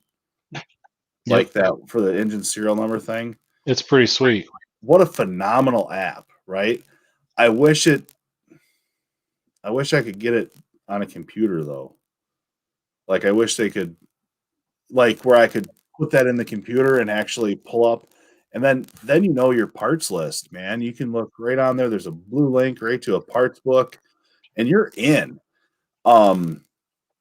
I The did thing quite, will save you a I lot did of quite a bit time. of work on gen sets, and John Deere OEM engines are they're the worst to try to find for front accessories. Oh, yeah, because there's a billion different options. Because there's so many options. But if you have that serial number and it's not a reman serial number, you can get real dangerous with you can get real close to what you need to have on the front accessories with just that, So it's definitely a good app to have if you're a John Deere guy. Even if you're going to a John Deere dealer and you have that up there and you're kind of questioning what the parts person's telling you it is or what it looks like, be like, hey, what book are you in? Because this app says it should be in this book. Is that the right? I mean, not that you have to question the parts person every time, but if you get that weird feeling, you can look that up Yeah. too. And there's not a whole lot of customers that are using that app. There is not a whole lot of general public knowledge about that stuff. Parts left over. Sorry, I try to help our parts guys out as much as I can. They come back and ask me a lot of questions, but that's a two-way street. When I'm running late at night and I need a part right away, I call those guys and they help me, I help them. We all got to work together as a team to support the customer at the end of the day. So they're not going to know all the parts information that the techs are going to know. Yeah, that is the tough part. Is like it has to be a two-way street. It has to be one person helping the other. But at the end of the day, it's all helping the customer. It's all making that customer better at your place, and The customer is the boss. They are the ones that keep the lights on in the building, and they fund your salary. yeah, if it wasn't for the customer, we'd all be nowhere, you know. So everybody just has to learn to work together and make everybody better. Yeah. Which would torque exhaust bolts, 44 foot-pounds with a 3/8 impact. Whew. Good luck with that. So you torque drain plugs? Nope. Nope, never have. I've never looked up a torque for spec on drain plug in my life. Damn, got here late. CP, how are you? Everybody's gonna say hi to CP. Did I just hear that right? Air tools? How'd Well, you? okay, air hammer is the one thing that I use all the time because I'm a combine tech and it is in my top drawer. That is so. CP rolling in late, We were coming talking in about impacts. impacts. Impacts. How's it going, Joseph? How are you? Um, no, he's still in the hospital. Oh, that sucks. Been there. Things for you, buddy. Hey, CB, still looking for some drill bits, CB. Sometime soon. Fastenal Norseman bits, same one Snap-on sells. I heard something about Snap-on taps the other day, that their company that was making the taps for them are no longer making the taps and dies for them. Or drill I bits. don't use Was it Snap-on drill bits? taps. Maybe it was drill bits. They're no longer. I had drill bits and a tap replaced the other day, and he said, "Well, you better get through these pretty quick because I heard that they're gonna be changing hands." But I don't know. That's gonna be not good because they I always had switched to the gear required. wrench tap and die set. How is it? It's amazing. I love it. I Is mean, it for the money, you can't beat it. I love the ratcheting tap handles, and the one kit I got, I think was $185 on Amazon, and it goes from M4 to M18, and the same size standard and all the dies. And I haven't broken one yet. really? That's pretty awesome. Are they lifetime or are they? Yeah. Yep. They are. And Gear Wrench's warranty works really well. I've used their warranty on wrenches and stuff, and you just fill a form out online and you take a picture of it and they send you a new one. You don't have to send the old one back. Really? That's pretty awesome. Might Gear have to look Inch's into support that. is amazing. Do they do big taps and dies too? Same way? Or is it just I'm not the sure regular how set? big they go, but I 'Cause I just got got the one main I've got set. I got the snap-on sets for big metric and the big SAE. Both of those because half the time I just get into all sorts of wild stuff. It seems like it's always an M20 that I end up having to tap out, and there's a lot of blade bolts on the dozers that end up getting marred up, and them are all Yeah. M20s, I think. So I'm But lucky. My dad's a custom tool and die maker, so he literally has every tap yeah, you could possibly get. And if I ever need something special, I just hit my dad up, and he gives it to me. But another good resource people need to use is McMaster Car. yeah, If you need a special tap, you can literally order any tap in the world from McMaster Car and have it the next day. yep, Their yep. shipping is just amazing. I think their main hub is out of Ohio, isn't it? They got one in Ohio. They got a big main hub in Chicago. Okay, So like anything that is in the catalog is in Chicago for me, and it's there the next day. yeah, So but if I'm like 3, 4 o'clock in the afternoon, I break a tap and I need one and no one else has it. Let's say it's a weird size. I can just get right on, I call it the Bible app on my phone. yeah, And you go to McMaster Car and you can just order it up and, Speedy delivers it the next day to the dealership. gotcha. That's Really pretty good awesome. resource. You can literally buy anything from McMaster Car. You can, yeah. Like there is It's the so much industrial good stuff. Bible. There's so much good stuff. Keith, my techs would look up their own parts. We had terrible run of parts people. I would have customers call me constantly to find their parts. That's horrible, man. It's and a good parts person is worth their weight in gold. We had a guy that was when I was at the dealership. This is a long time ago, but you could go to him and be like, "Hey, I'm doing a final drive. I'm doing a final drive on this machine of this excavator, right? I'm resealing it. Okay, sounds good. Need to quote the parts. He would have the O-rings for the hoses, the seal for the outer of it. The you'd have to hold them back because he'd order you a new master link or a master pin for it just in case. Like he'd have one sitting on your shelf. It'd be all be there. And now it's like, sometimes you get a parts person that's like, you'd all of a sudden be like, hey, I'm doing a thermostat. I need a thermostat for this, whatever. Make sure the gasket comes with the thermostat. Then you get a thermostat and no gasket. What the? What is this? So And I think customers run into that more than we do because, techs, we look up all our own parts. We're our own parts guys. I okay, literally, all the parts guys do for me is literally pull the part from the shelf. I send them a gotcha. list of parts and all they do is pull it. So, I would see that, if they're not doing what I'm doing every day, it's going to be a little harder for them to know that, hey, well, they needed the O-rings, when they do that gasket as well. Those little Yep. things that you learn as a tech. And a lot of time, good parts guys are old techs, retired Right. techs that just won't work at the parts counter or whatever.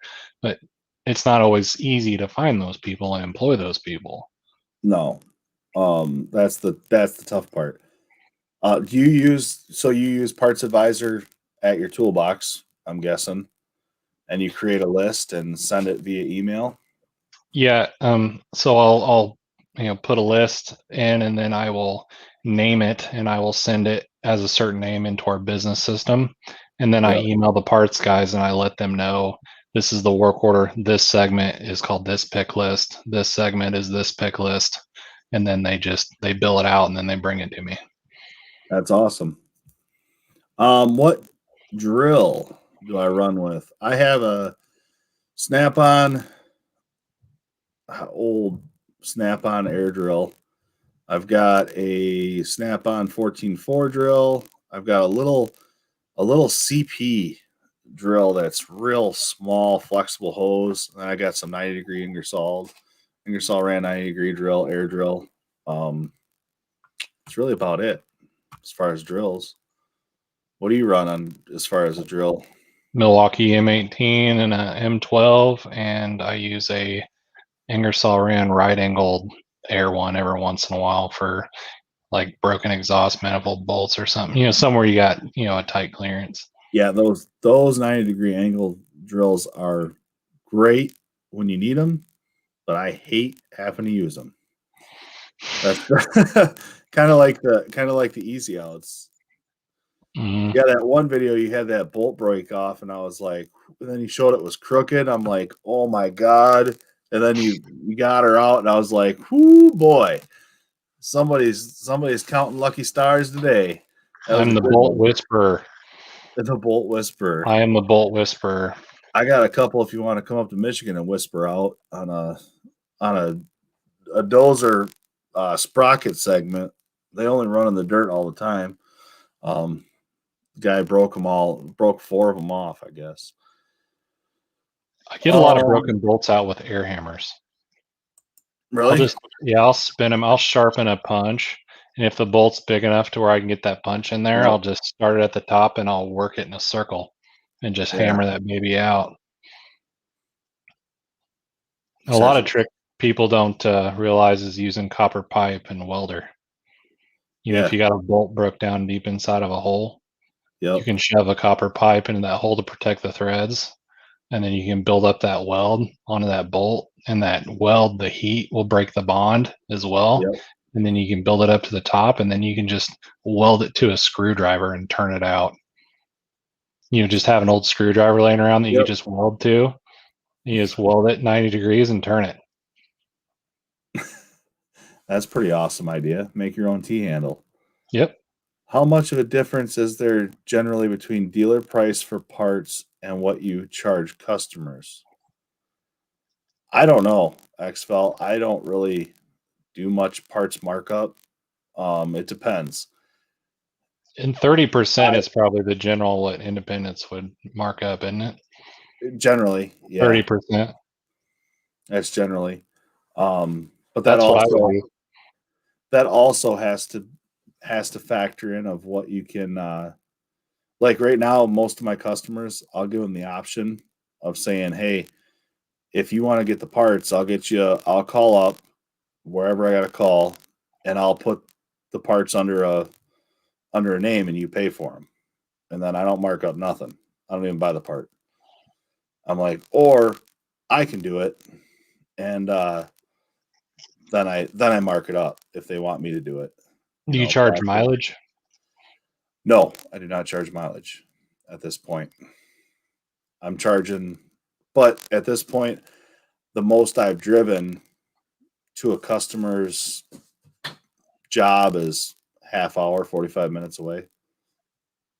Oh, those are PUD runs, man. So zero factor on mileage, right? Like if you're going to pay me my hourly rate to drive a half hour, that covers my fuel and stuff. Like I'm not worried about it.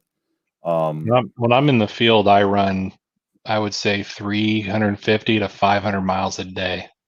Really? Yeah. I've got that Ford running as hard as it'll go. That's yeah. But yeah, 30% is a pretty standard markup.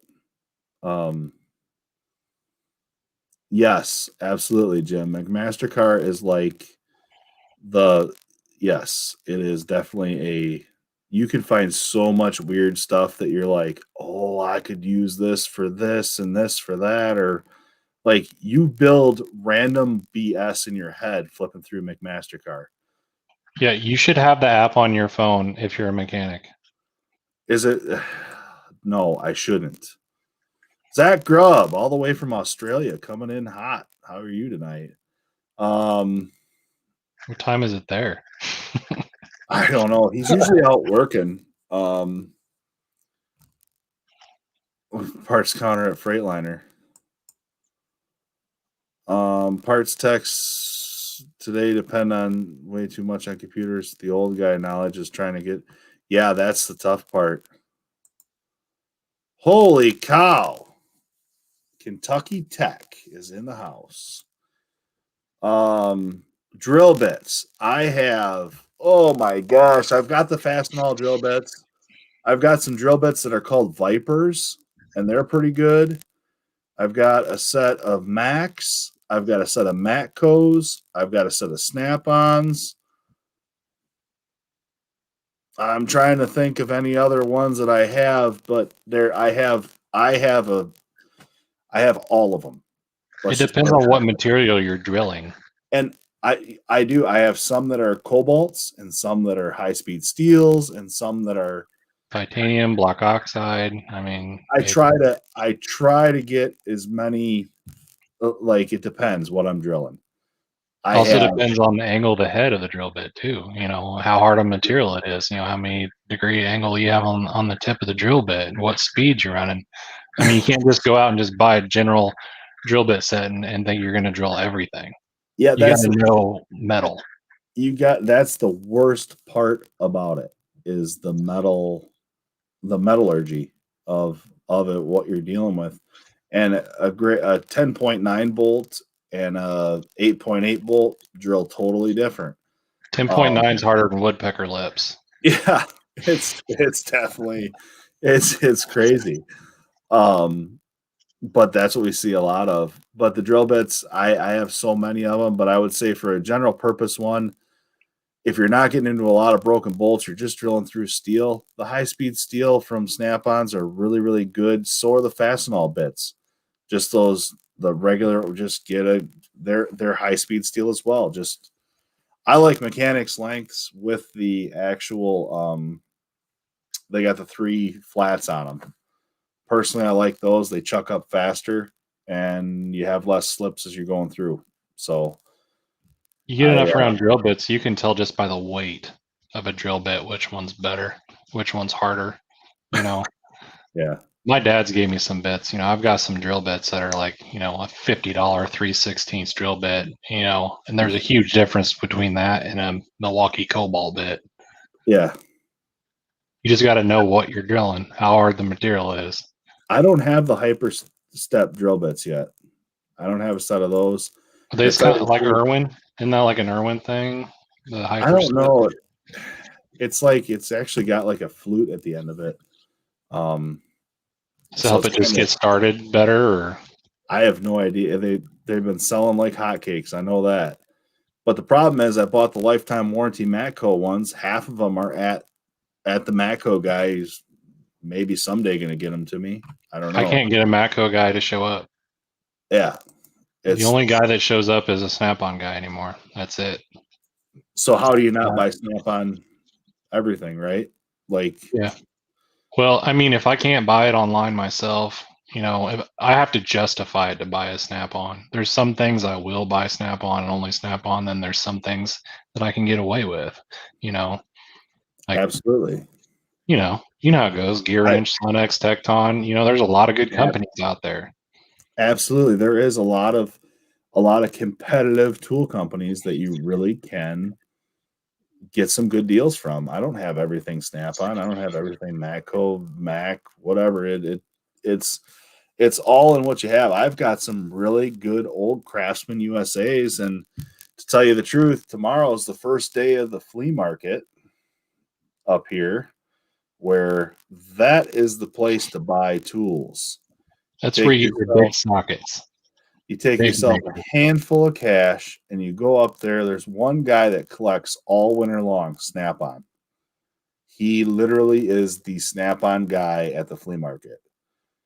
And you can get, he knows his prices though. That's the problem.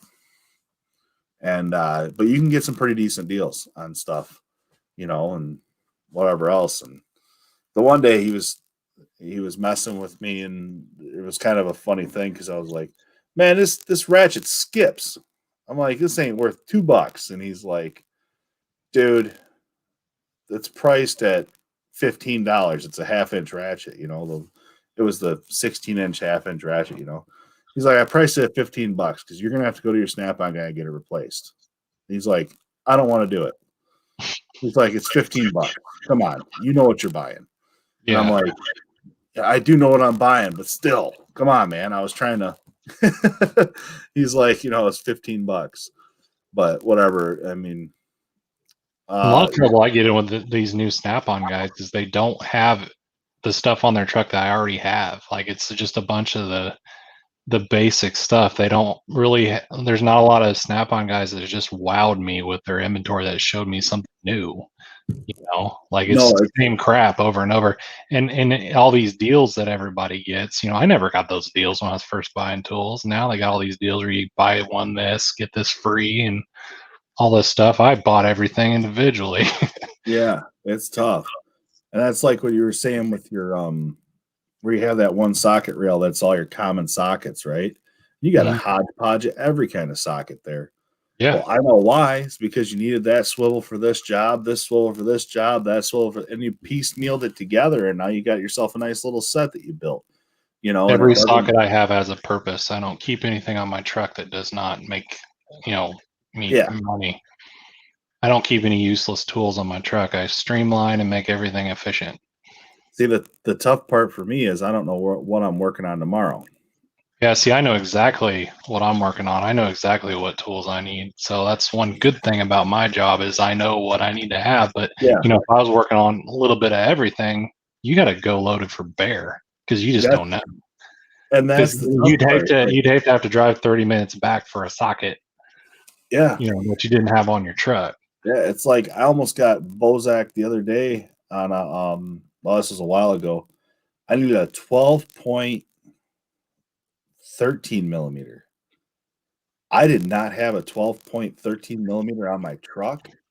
And I was like, what? Where is it at? It's got to be in my toolbox. It's got to be there. I actually, it was tight fit, but I got a ½ inch to fit in the place. You probably had a ½ inch 12-point because driveline bolts. I did, but it was like, I was like, 3/8 would fit because then I had to use an extension and this and that, and it wasn't like the size of the actual. It was a shallow well. It needed to be a deep well where I had to fit in was tight. I'm like, and it was one of those things. And now it's on the only time you need a 12-point socket is for a 12-point head. Period. Yeah.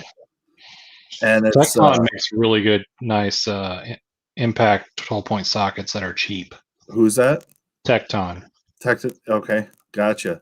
Yeah, I don't have a problem with their sockets at all. I've heard their wrenches expand a little bit under pressure, but I've got their 4-way angle wrenches, and I think they're as nice as my Snap-on 4-way angles. Do you? Gotcha. I do. I got 24 to 50 millimeter. Yep. I think it cost me like under $300. Yeah, I mean, could you imagine what that'd been like through Snap-on? Oh, it's $3,400. Yeah, I'm betting. I mean, a 15/16 4-way angle wrench is $65. Yeah. Yep. And the Tecton's like $24. The tough part, the thing is, with the bigger the wrench, I feel like the cheaper you can go. More steel. And have it. There's more steel there. There's more surface area. There's more. Like those Pittsburgh jumbo wrenches up to 2-inch. You really think you're going to break that? I have. That wrench extender, I tell you what. Well, you're using the extender. You build that, and you just got to use it. Like I actually have a 2-inch wrench with the jaw broke right off of it. That's pretty. Yep. You're proud of that one. Did you put that on the wall? It's still sitting in a box somewhere. It's in one of my toolboxes somewhere. Bottom drawer, I'm sure. That's impressive. Just in case you ever need just the box end, you still have it, you need to save those because you cut them and use them for other things.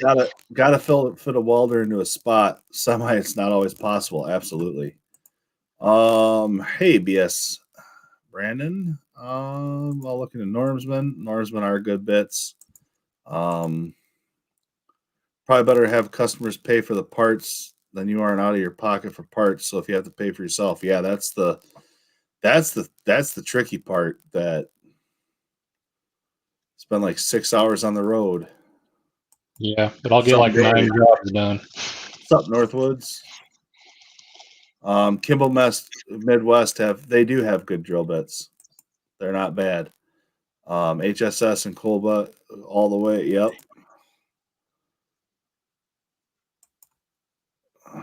Seth, you charge mileage or a flat rate to certain distances? We charge one rate, a service call fee. I think it's Okay. like $80 or $85. Swapping from semi to overroad. When can you start? Piece Just of cake. like that. Easy business, Kentucky Tech. When can you move It's to way Michigan? more fun playing out in the country than being Hey, stuck in a how shop about all day this? working How on about greasy this, trucks. DK? When can he move to your area, and when can he move to my area? That's all he needs to do. When are you moving? Well, he's There's closer to actually, me. He's from Kentucky. yeah. Well, either way, it don't matter to me. A good technician's a good technician. He just doesn't know how to spell very well, but that's okay. There's a house for sale just down the road, Kentucky Tech. I'll hook you right up. You know where a house is for sale by you?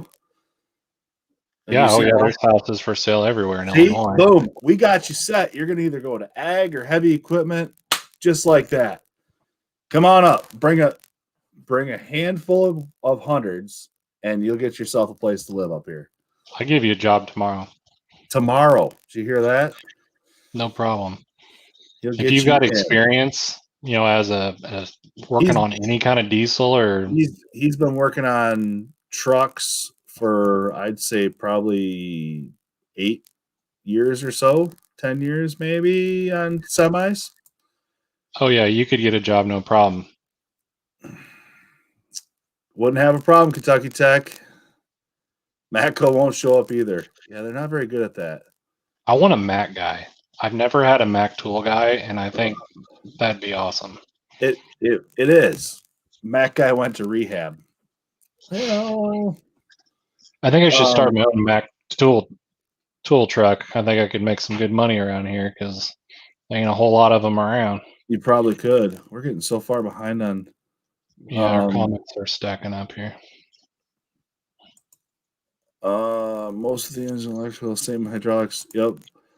There's so much more work that you can do. If you know just engines and drivetrain like that, there's so much work within our dealership that you could do. You'd be plenty busy.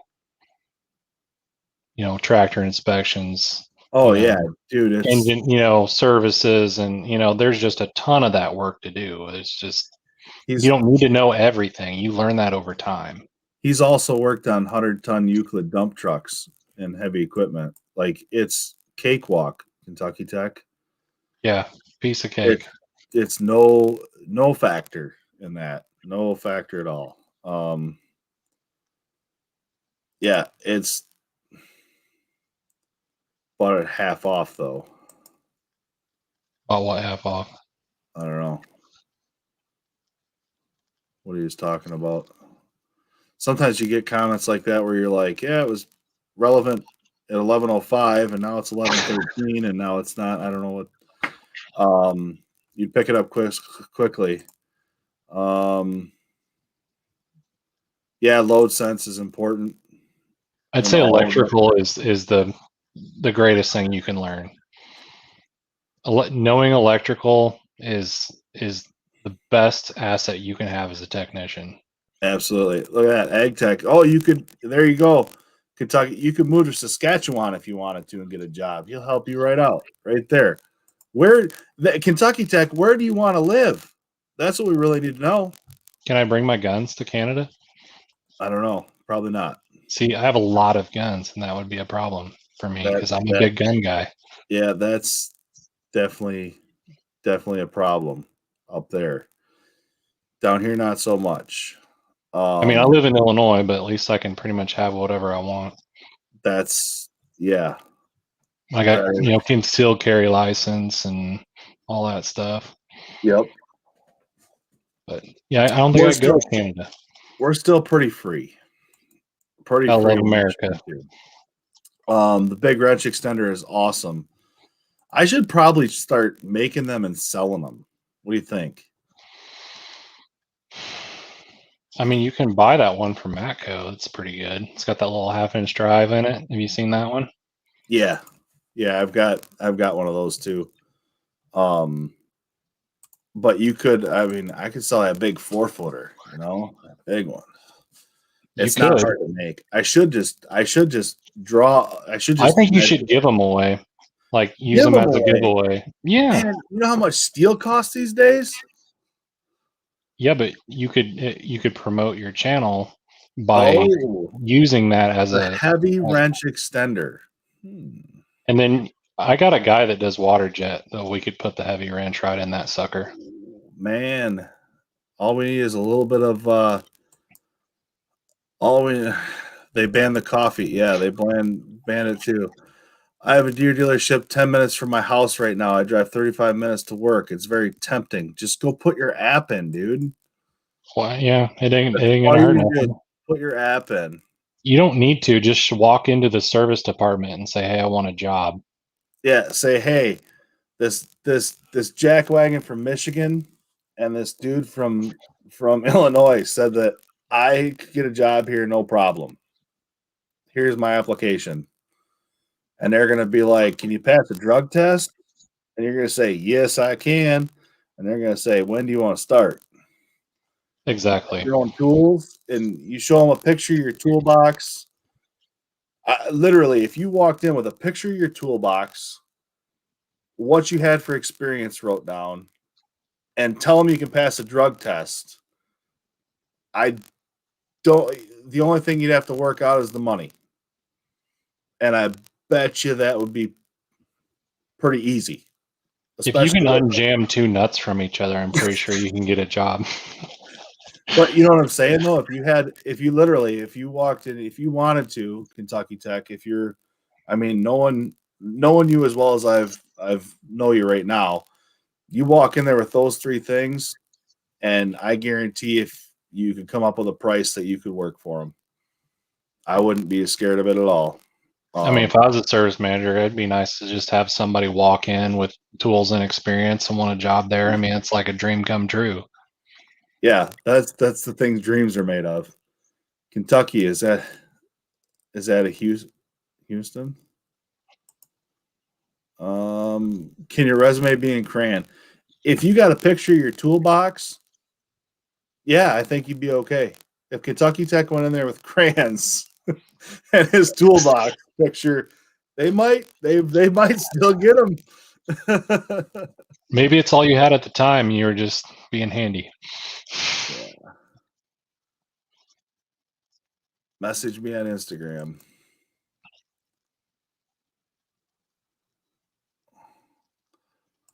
XFL, what else do you need to write them in? Have a good night, BS. Yeah, they're insane. It's but no, it's literally right now. If you want a job in this industry, it's out there. And the worst part is getting kids interested in actually doing the work. I mean, it's greasy, it's nasty, it's dusty for you more than anything. I mean, you probably don't get as greasy and nasty as working on heavy equipment, but dusty and itchy, 10 times worse. I guarantee it. I mean, I eat bean dust, crop dust. There is nothing worse than a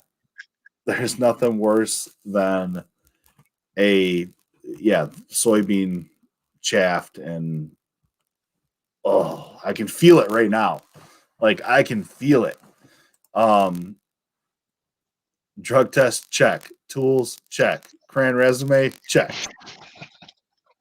Job, check. You're good to go. Yeah. For highlighters. Oh, highlighters. Yeah, they are prettier.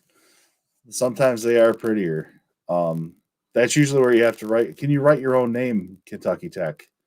Just want to make sure of that too. Bean dust makes me sneeze like crazy. Absolutely.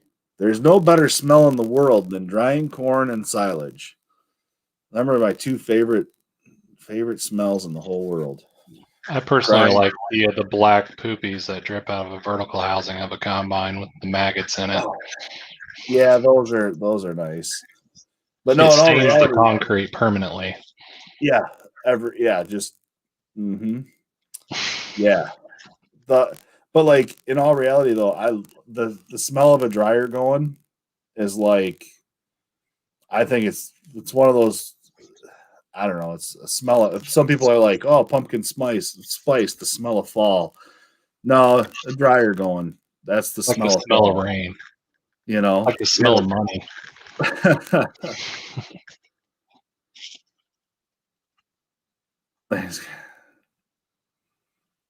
Yes, sir. Yes, sir. Silage smell is hard to beat fresh cut grass. Yeah. Yeah, fresh cut hay is pretty good too. I like all those smells. It's pretty wild. Oh, it's been what, 2 hours now. We should probably pop off here. If you guys are still on here, check out ZK Master Tech. It's been a great conversation. Stick around for 1 minute after we end the broadcast, and we will go from there. Which name can I write? Kentucky all the time. I'm pretty sure Tucky doesn't have a social security number or a 401k. You just go for it, dude. But anyway, good night, everybody, and stay on here for a second, Seth, and we'll be good to go.